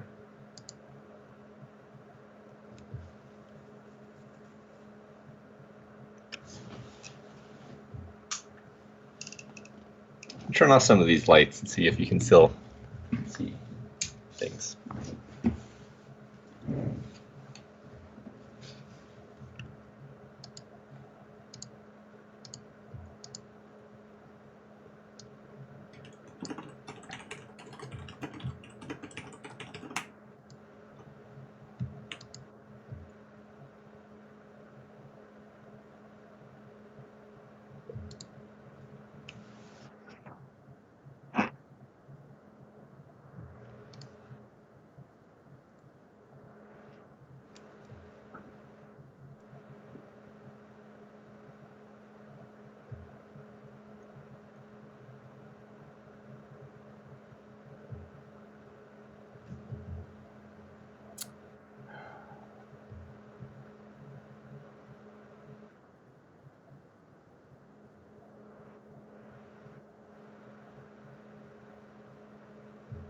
I made the mistake of looking at work emails and saw a bunch of shit I'm gonna have to deal with tomorrow.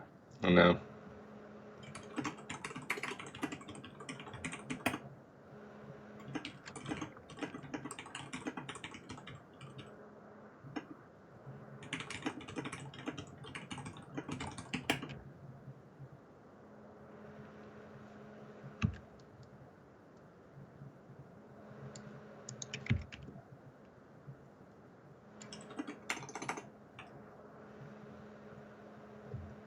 Just the security team not doing their job. That's all. It's fun. Did I download your thing yet? Did I download? Where did it go? Matt's voice. Yes, it is downloaded. Okay. Open. Download Matt Dying Part 1.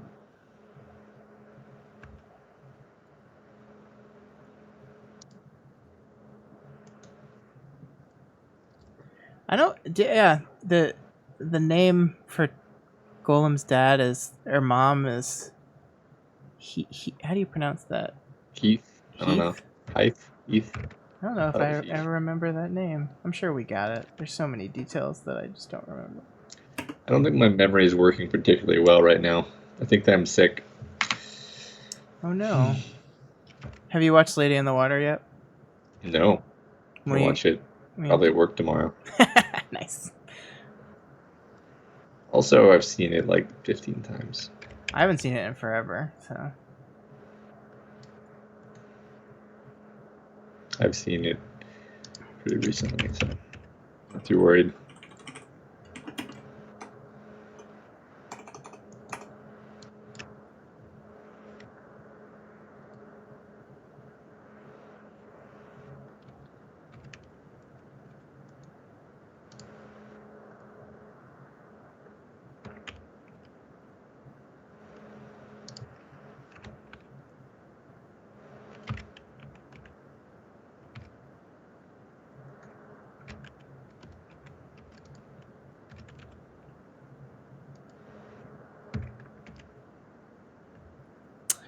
No, I think the happening comes between.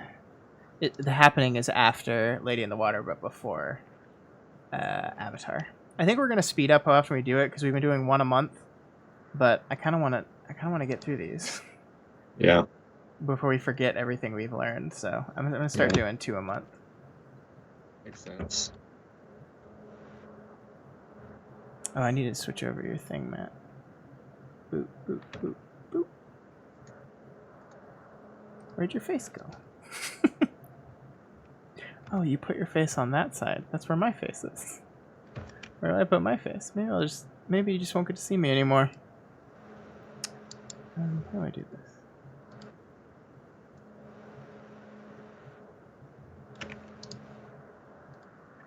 I really hate this. It just doesn't like. There's no way they can watch you, Matt. It's just not working. Sorry. It's not your fault.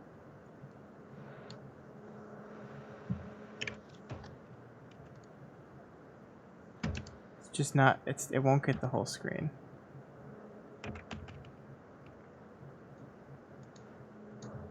It just won't do it. It just won't do it.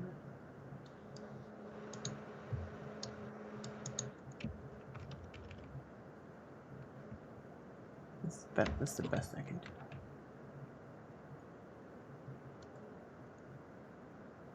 That's not gonna work. Okay, I'm just gonna do that. I give up.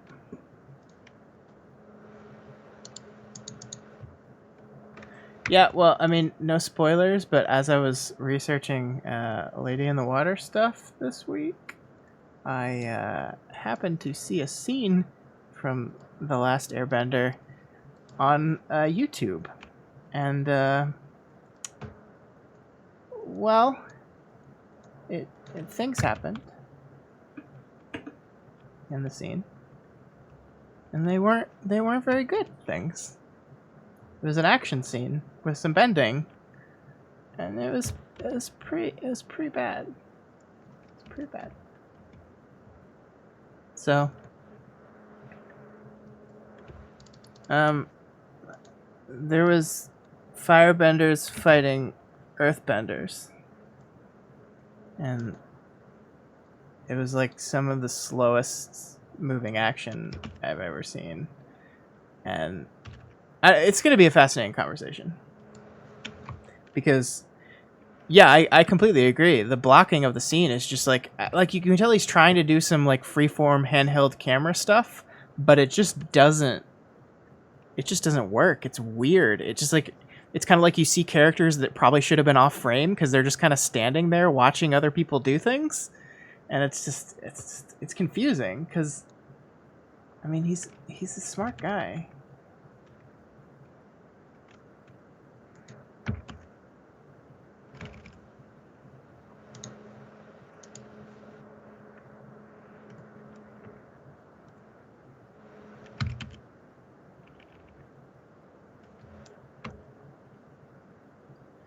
Yeah, and then it's a little pebble.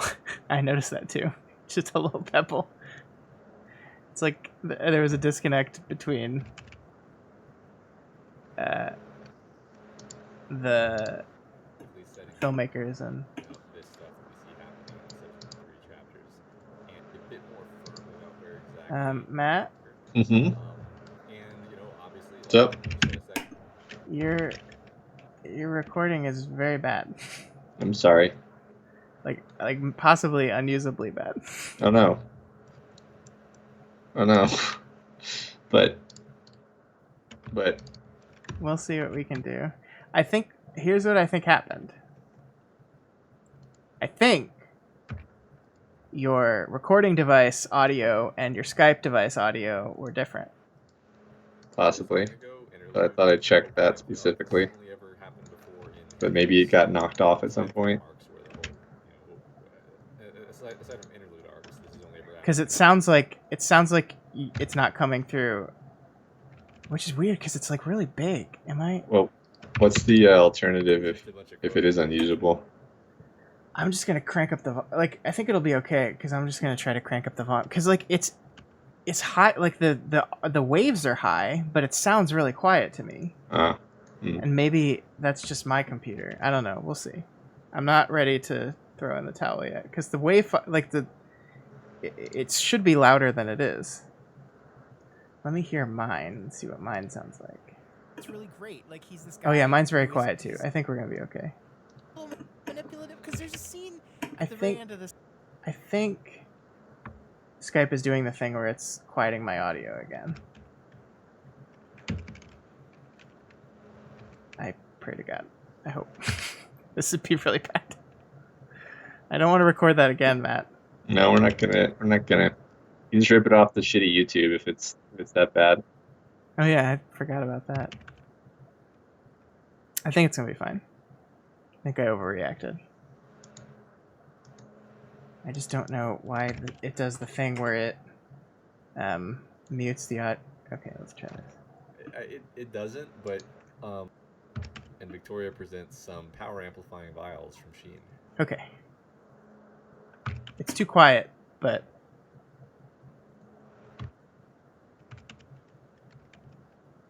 right. That's well, I can't wait to see what the vials do. it's gonna be okay. It sounds a little off, but it picked up all your stuff. So you're just gonna sound not as good this time, for some reason that I don't quite understand.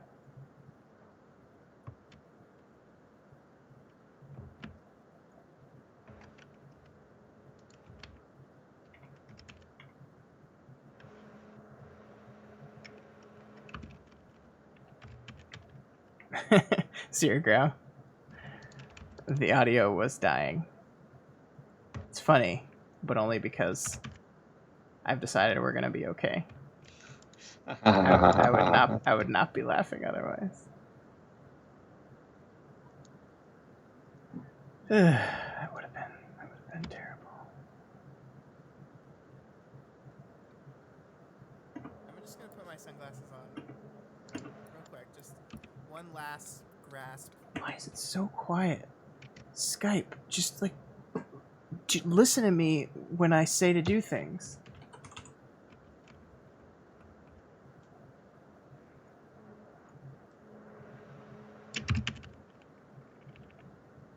Windows can automatically adjust the volume of different sounds when using your PC to place or receive telephone calls. When Windows detects communications activity, do nothing. That's what I told us to do. Nothing. Let's do... Where are the settings? Why does Skype suck so much? No, that's not what I want.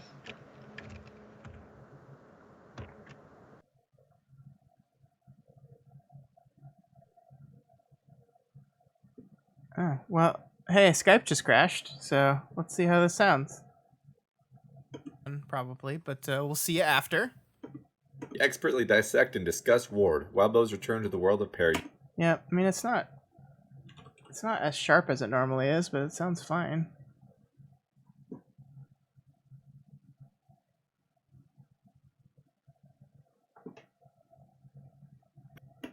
dying to get this show started. Well, Matt, lucky for you, after our death break. I wonder if the reason this is like this is... She sees all of this as like good and necessary. I'm gonna try something here. That's an important step. 16. It's great. I immediately thought that, yeah. Then she finally mentions having seen. Yep, that's what happened. Okay.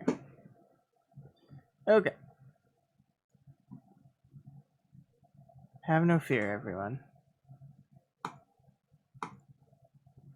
The problem was my noise removal attempt really janked up Matt's audio. Sometimes that happens, especially when the noise is as loud. So yeah, the problem is his background noise is really loud. Usual way to begin an arc, right? We start with an interlude. Structure aside, obviously they're great. That's still not great. I think it's just lower quality than it normally is.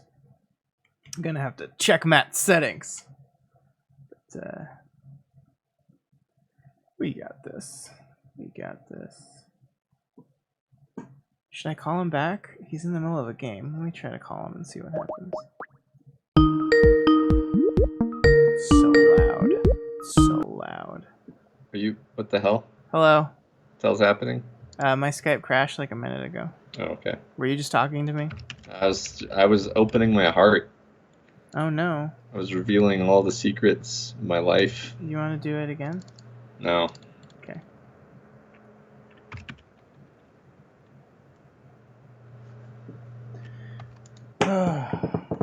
Yeah, your audio is not quite as crisp as normal. I don't know why. If it maybe was the wrong mic or something, I don't know. Yeah, I mean, I'll be sure it doesn't happen next time.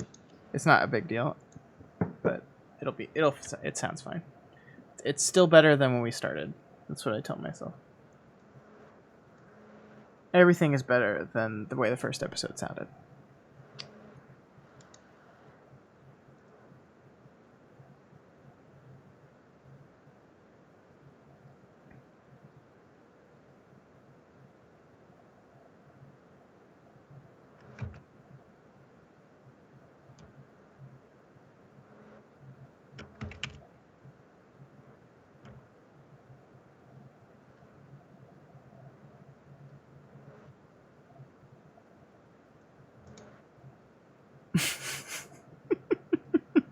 Did you see in the Deep Impact chat? No. Corona is compiling statistics. No, I didn't see that. And the latest one is a graph of Ruben and Elliot being corrupted by the Doof Network. And it's basically a graph of episode length. And it's up. It's awesome. trending up. As expected. Good. Almost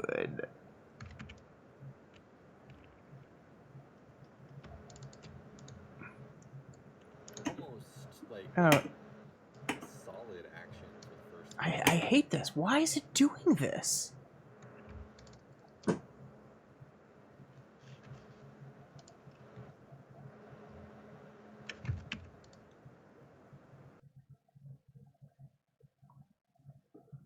I literally cannot open the video settings in my Skype without crashing Skype.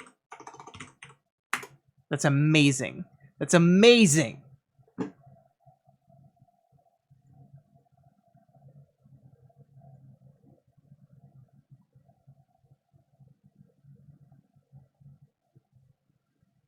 Automatically adjust microphone settings. No!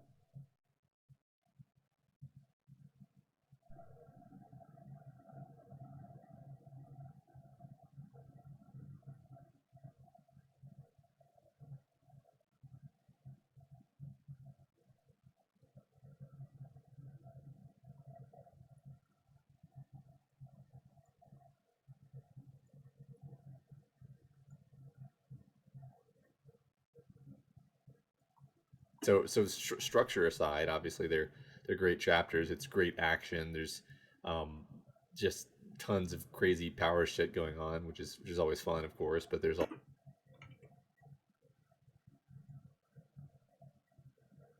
Yeah, it just sounds like Matt's in a big room with sound bouncing off walls. It's a little echoey.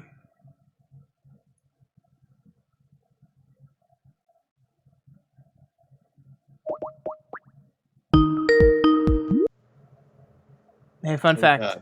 Fun fact. Glad this didn't happen during the actual episode. Fun fact, checking your settings in Skype while on a Skype call crashes Skype. Makes sense. Like Makes sense. repeatedly. Like it's happened both times. So That's I'm sure they'll fix that bug immediately. Also, I literally cannot stop Skype from muting my other audio. Like there is no setting that's doing that, but it's still doing it.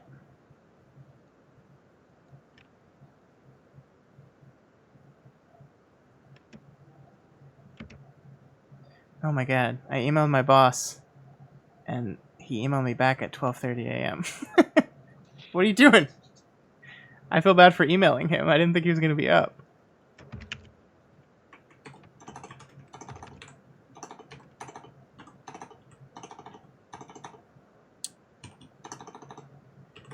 What am I looking for? Skype lowering volume.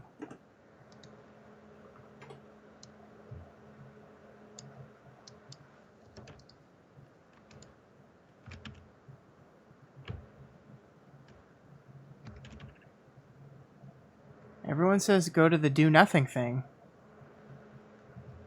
But I've already done that.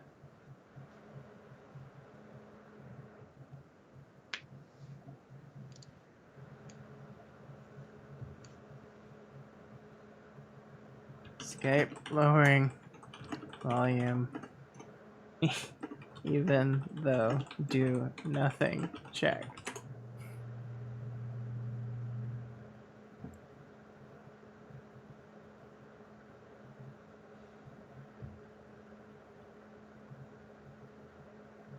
It's the least helpful response ever.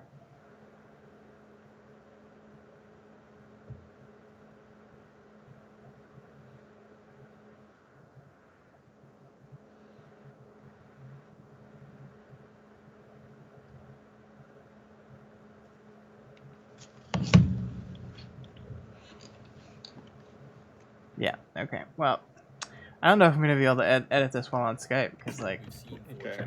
I can't hear. It's too quiet. And I literally do not know how to turn it off.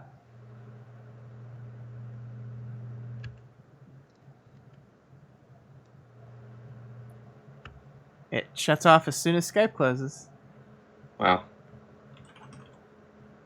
Whatever you need to do. I just wanna point out here. Here we go. So you see where it says do nothing there? Look at that. That's right. See?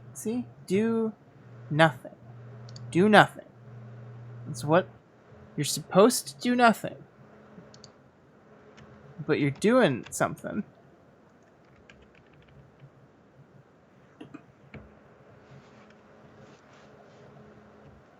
really complex. Let's say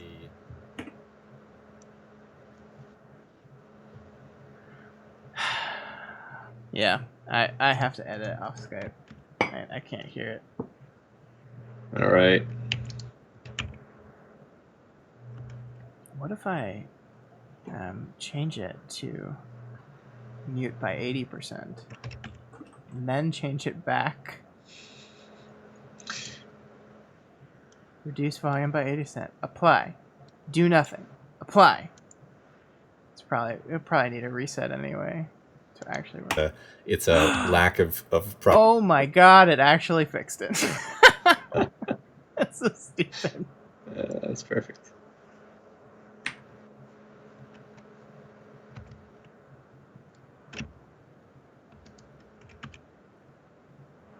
Thank you, Wildbow. I appreciate that. I don't have to leave now. I fixed it magically. 2, 1. Hey everybody, welcome back to We've Got Ward, a Doof Media podcast series where we expertly dissect and discuss Ward, Wildbow's return to the world of parahumans. Scott, I'm dying to get this show started. Well, Matt, lucky for you, after our death break, the show is back to life, though not quite the same. Yeah, it's like something's missing. Taylor is evil. Ah, there it is. This is the weekly podcast where Matt and I eagerly dive into Wildbow's world of heroic hugs, impermanent death, and alien-based death powers as we analyze and interpret the... I just realized that I said impermanent death and alien-based death powers. I should have said impermanent alien-based death powers. Alien-based resurrection powers. Hey everybody. Oh well, it's too late now. Hey everybody, welcome back to We've Got Ward.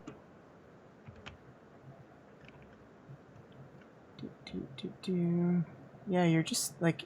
You sound like you're in a big empty room. That is absolutely delicious to me. We're going to spend most of the time talking about the character stuff, actually, despite... But it's not that big of a deal. I'm only making it a big deal. I bet only like 3 people notice. Well,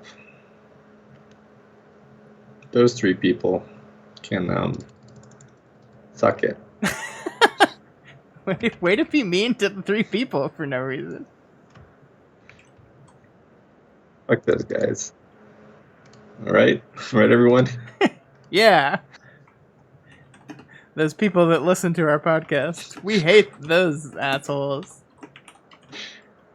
You know what I mean. Do I?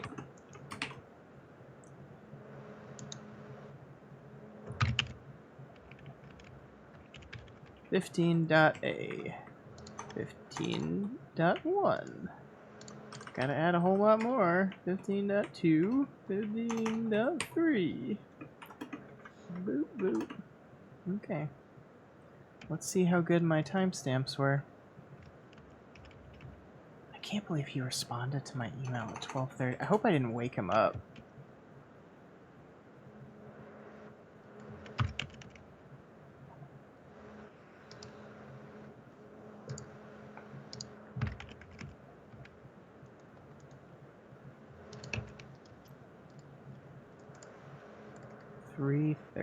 We just said a second ago, interlude, opening up the arc. This has only ever happened before in Heavens, aside from arcs where the whole at the beginning, right? So definitely a structurally unusual arc so far.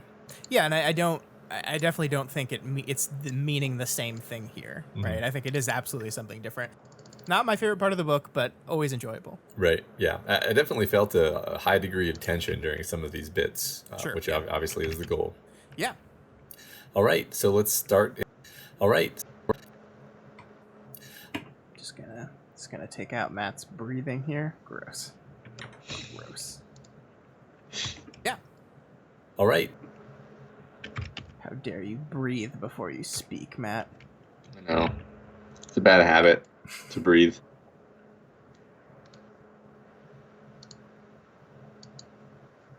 At least I cut out breathing better than poor Bob Chipman does. God. Poor Bob. Look, I usually like what he has to say. I just don't understand why he edits his stuff like that. Yeah. And he's been doing it for so long. Like, he knows what he's doing.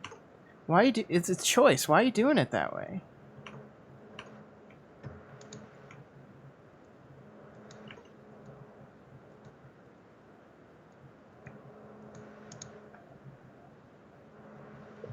Well, that was dumb.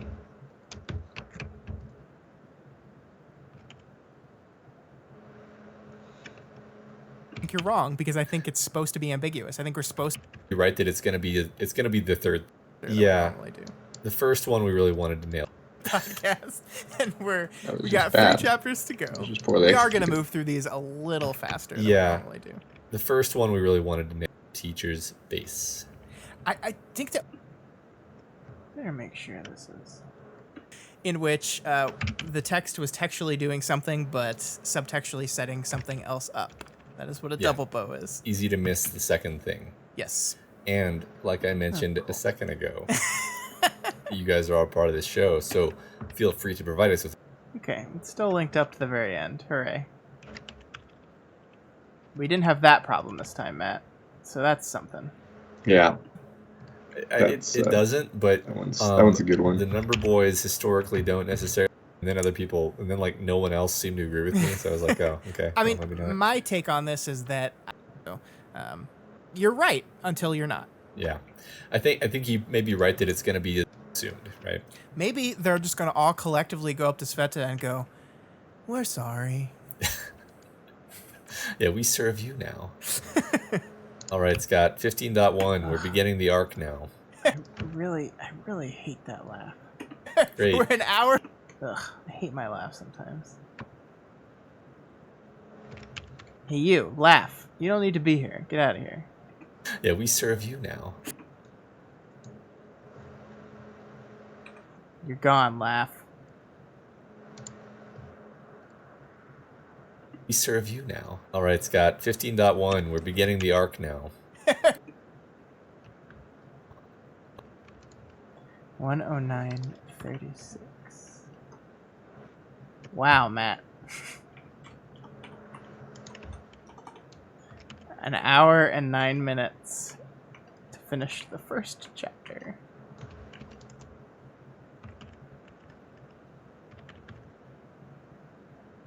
$136.30. We definitely like sped up as we went through them.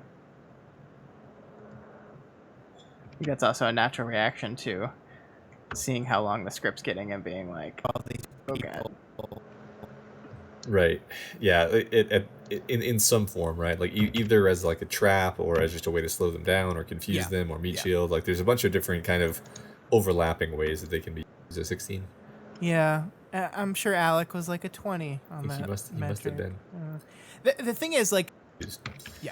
So yeah, like you said, as this next chapter, 15.2 begins.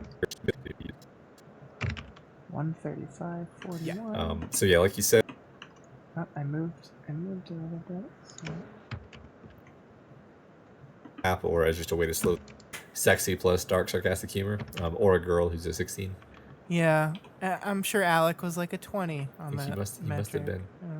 The thing is, like, the funny thing about this is, in classic imp fashion, we know she's joking about the kidnap them and store them in her headquarters part, but like I think there's some truth to the first part, right? Because Aunt Sarah. And here's the second part of our double bow. Aunt Yep. Sarah, And of back. course, playing with language using the word crystal. crystallized, It's great. So, yep. Okay. It's really great. We got to move Awesome. on. Yep. Got to move on. 15.3. My voice is starting to go. It's not a good sign. We used to do 3-hour episodes. I don't know if you remember this. I think I'm. My voice is starting to go. 156.38. It's really great.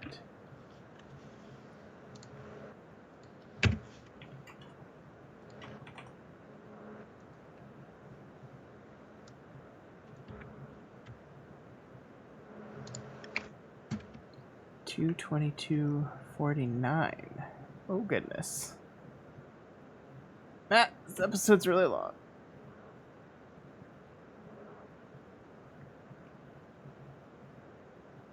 What? Huh? Who? Right. So like for her, the fact that Furky doesn't remember what the lemon drop means is meaningless. For Byron, it's highly foreboding. Yeah, we do. I mean, like, there was so much. I just ran out of stuff to say about combat. It's not that I didn't like it. It's just that it's just like, this is fun. Yeah, You know? I mean, when you're just recapping the play-by-play of the combat, it's like, yeah, I mean, the chapter already did a better job at this. Like, I'm not gonna. Yeah, right. With that, Realer. all right, Scott. The discussion question last time was. Okay, we're gonna go through these very quickly. Real quick. Because we're very late. So go ahead. Talk about the question last time was. Okay, we're gonna go through these very quickly. Real quick. Because we're very late. So go ahead. Talk about how Parahumans has changed your. 222.28.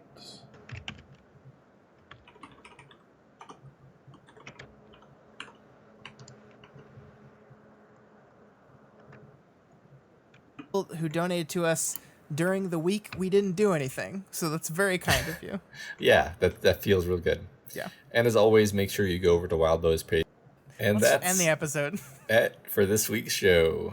We'll be back next week at our normal time with our normal number of chapters to find out which dead people we're going to meet in Arc 15 Dying.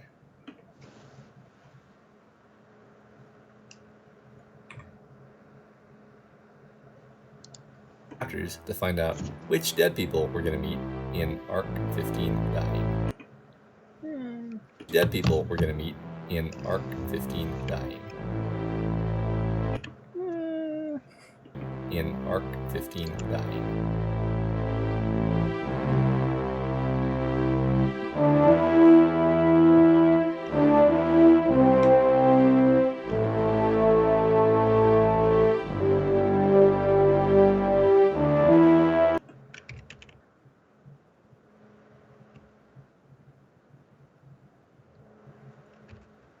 For this week's show, we'll be back next week at our normal time with our normal number of chapters to find out which dead people we're going to meet in Arc 15 Dying. Oh god. Don't worry. I didn't just accidentally delete my entire audio file. I'm not worried. You would never do something like that.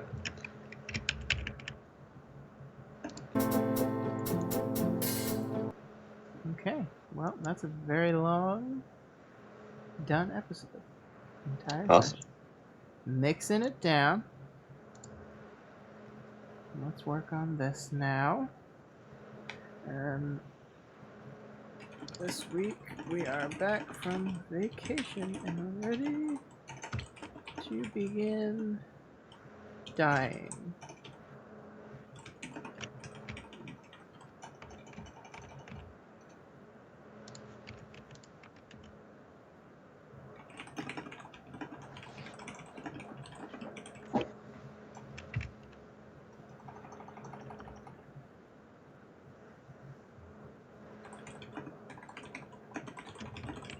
Here's 15.A through 15.3.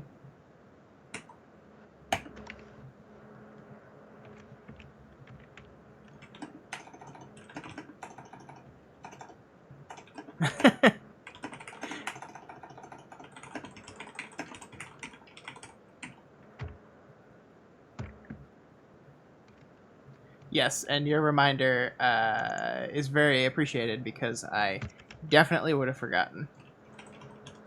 I wanted to send a link to the YouTube video J-Maniac made. Ah, yes.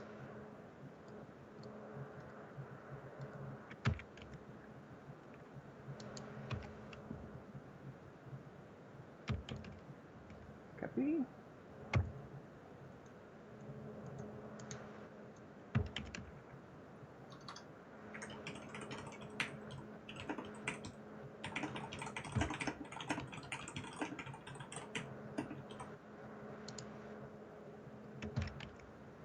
I did it. I remembered to put it in. And by I remembered, I mean Wildbow remembered. And told me. Hooray. Team Hooray. effort. Team effort. Teamwork.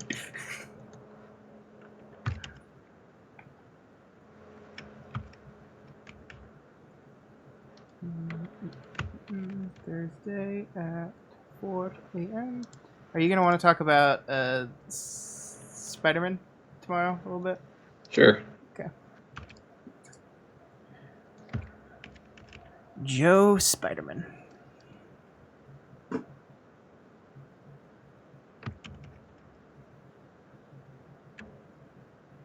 What does my calendar look like? That's no fun. I don't like that.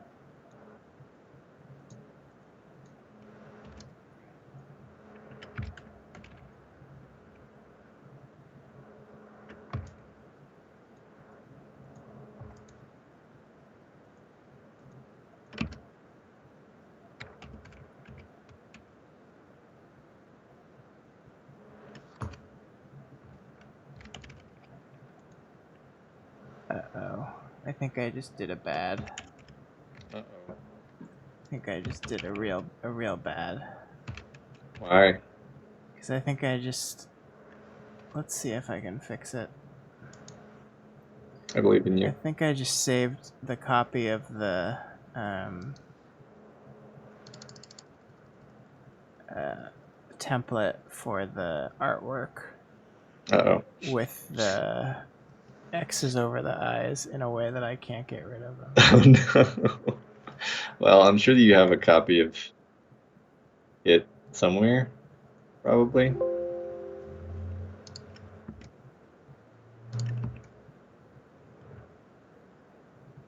Yeah, I mean, there's definitely a copy of the thing, but it's not like I just need to put another one in and make another text thing with the exact same settings. It would be kind of a pain. Yeah.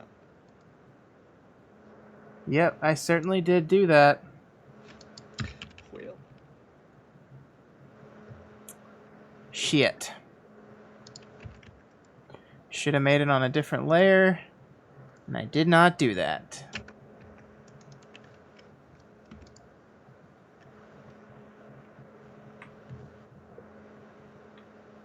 Yeah, I mean, I've got the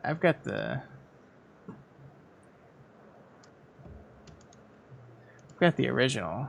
It's just gonna be more of a pain than it needs to be. But you know what?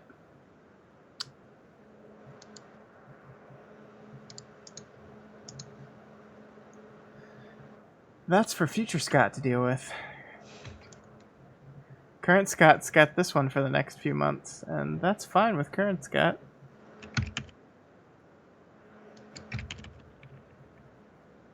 Suck it, future Scott. Yeah, fuck that guy. He deserves it. He did something. I don't know what it is yet, Yeah. but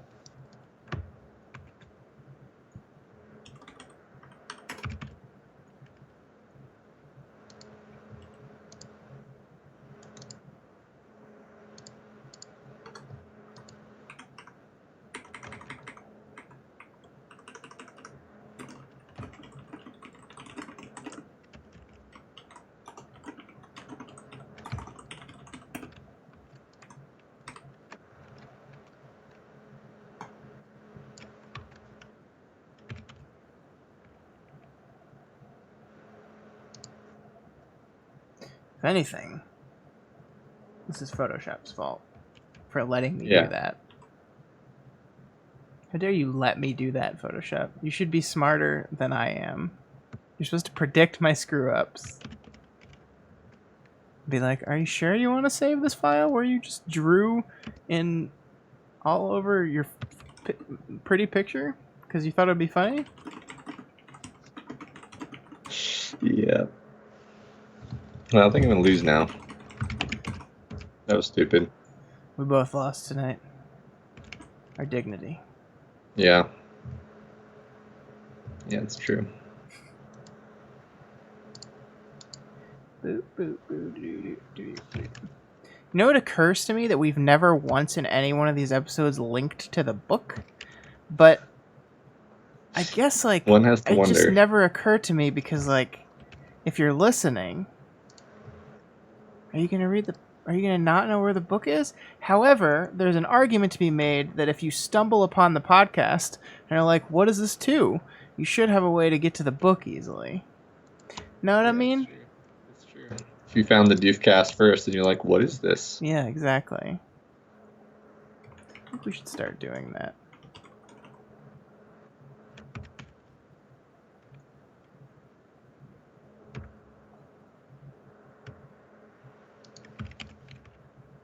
I noticed that when I saw that Deep Impact links to Pact. I was like, huh, yeah, that's a thing. Statistically, based on the number of people I know that participate in like fan fiction that have never read the book Seer Grow, I bet you're probably right. I don't understand that at all. I don't understand how that could be possible, but ours is not to reason why. It's true. It's not. Ours is to say thank you for your support.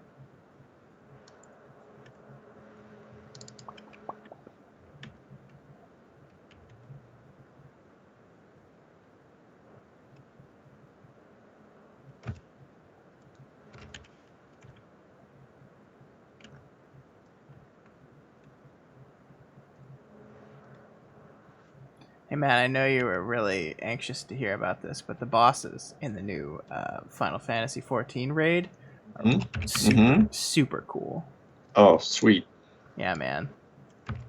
Sweetness. Super cool. Cool, man. You're such a good actor. I know.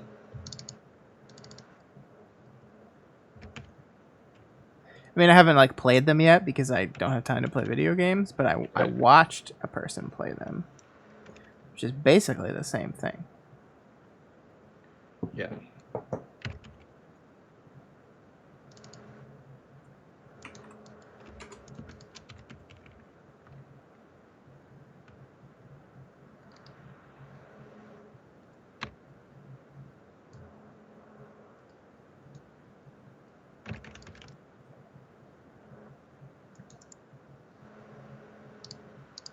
It's okay. My wife's going out of town this weekend, so you know what it is? It's a see some horror movies and play some video games kind of weekend.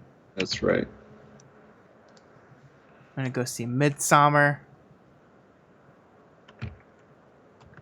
That was good. Me too.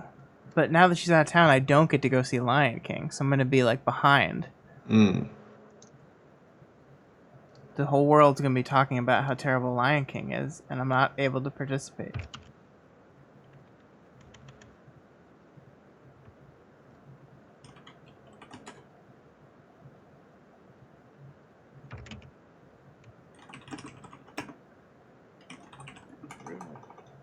Fucking. Okay. Where did my guys go? I have to watch the replay of this game, and then I'm done. Replays. Is that it? The one we just did? Yeah, it's bedtime.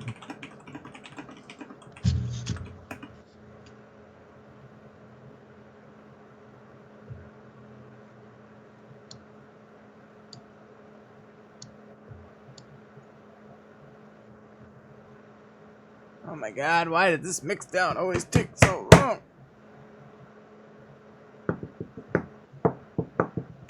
You know, I want to see The Lion King. I'm curious. I am not anti-Disney remakes. I've enjoyed most of them. I've enjoyed some of them. Yeah. I think I probably enjoy them. It's an interesting question. I'm asking myself if I enjoyed them more or less than if they just re-released the movie, the original, and then I got to take my kids to see it. I enjoyed Aladdin. And I liked Maleficent okay. I liked Pete's Dragon. That barely counts, but I liked that one.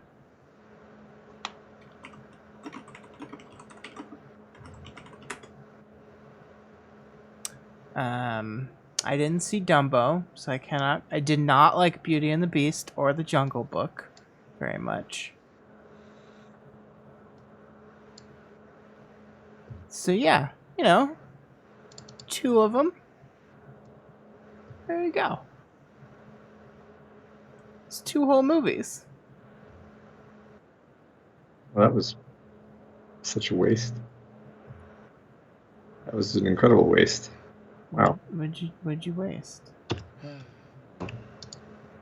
I sent some banelings to his mineral line, but I actually sent them to his gas, and they killed like 8 banelings, killed like 4 drones. It's like, okay, whatever. Man, other people really liked The Jungle Book more than I did. I did not like that movie. I guess that's not a good sign for Lion King because it's Jon Favreau as well. Yeah. Remember when Jon Favreau directed Iron Man? I do. It was good. And then I'm not familiar with anything else that I've liked that he directed. Swingers was okay. He directed that movie Chef, in which he plays a chef Yeah, I think I like that too.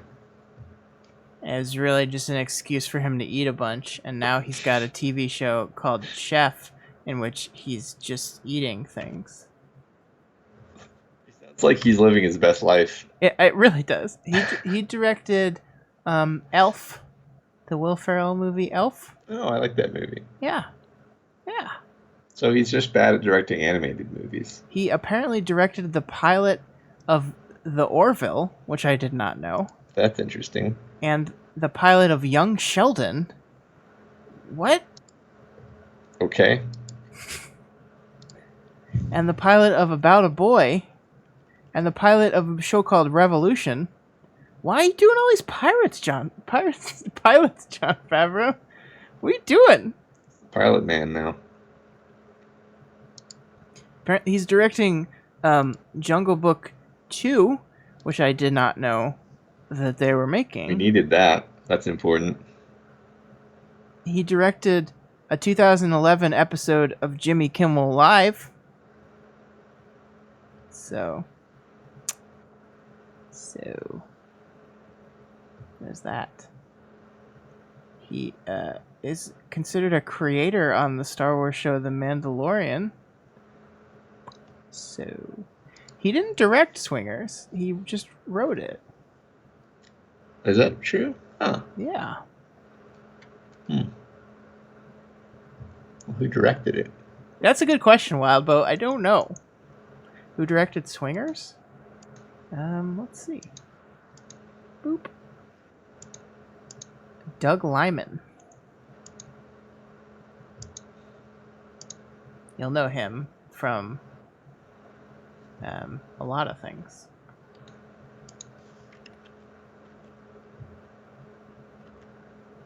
Including the wonderful movie Edge of Tomorrow. Oh, I do love that movie.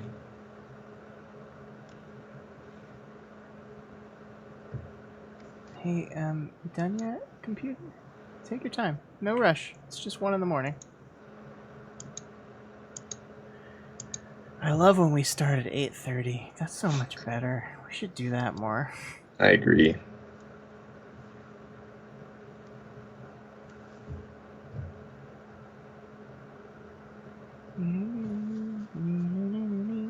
I've got the OC song stuck in my head because I do an OC podcast now. Do you? Well, that's what we're switching Bad to View to. Have you released any episodes of its new form? No, we got 3 more under the old one. We got to talk about some 30-year-old movies, and then we got to talk about the couple movie that Elise and I have, because everyone's got to have a couple movie. Of course. And then we're going to start with the pilot of that show, which was not directed by Jon Favreau. Good to know. I'm trying to work on the logo, and it's not going well. I'm bad at designing logos, except for that one time I designed a good logo. Just one time. I had my one.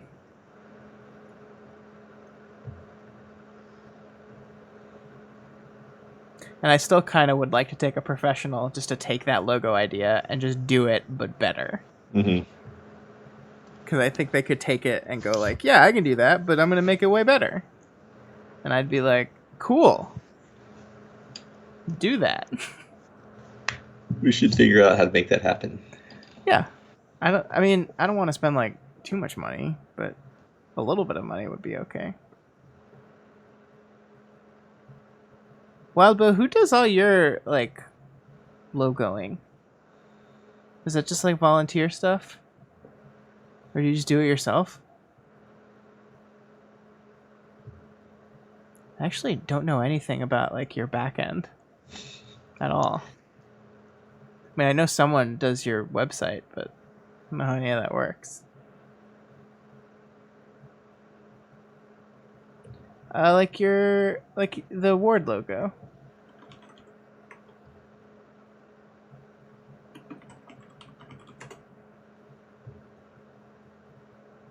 I mean, that's not that complicated, but it doesn't look bad.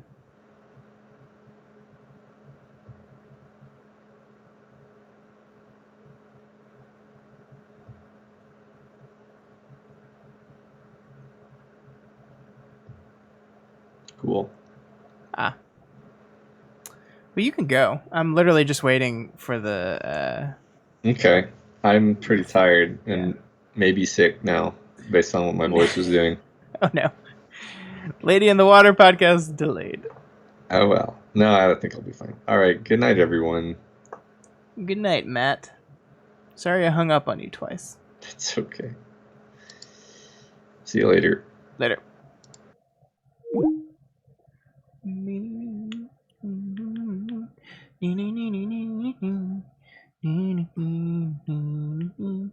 That's cool. I like the banner. I like that Twig banner a lot too. I haven't looked at it very often because I haven't read that book yet, but come on.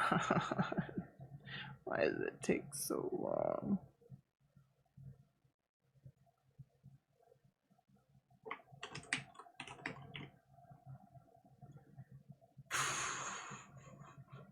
Yay, done. Export. File. Boop. Podcasts. We've got word. Final.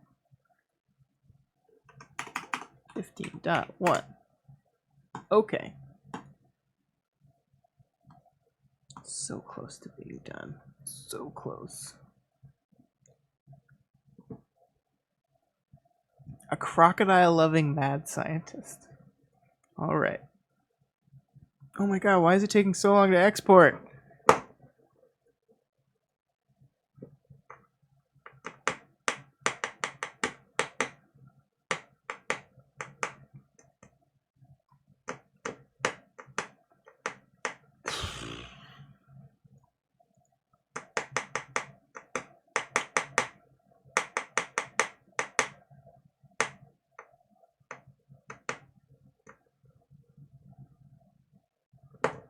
Wow, this is taking way longer than I thought it was going to.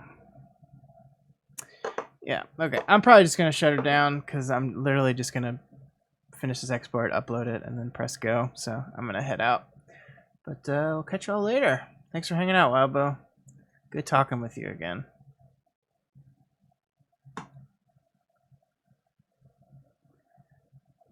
Night, Sierra Grow.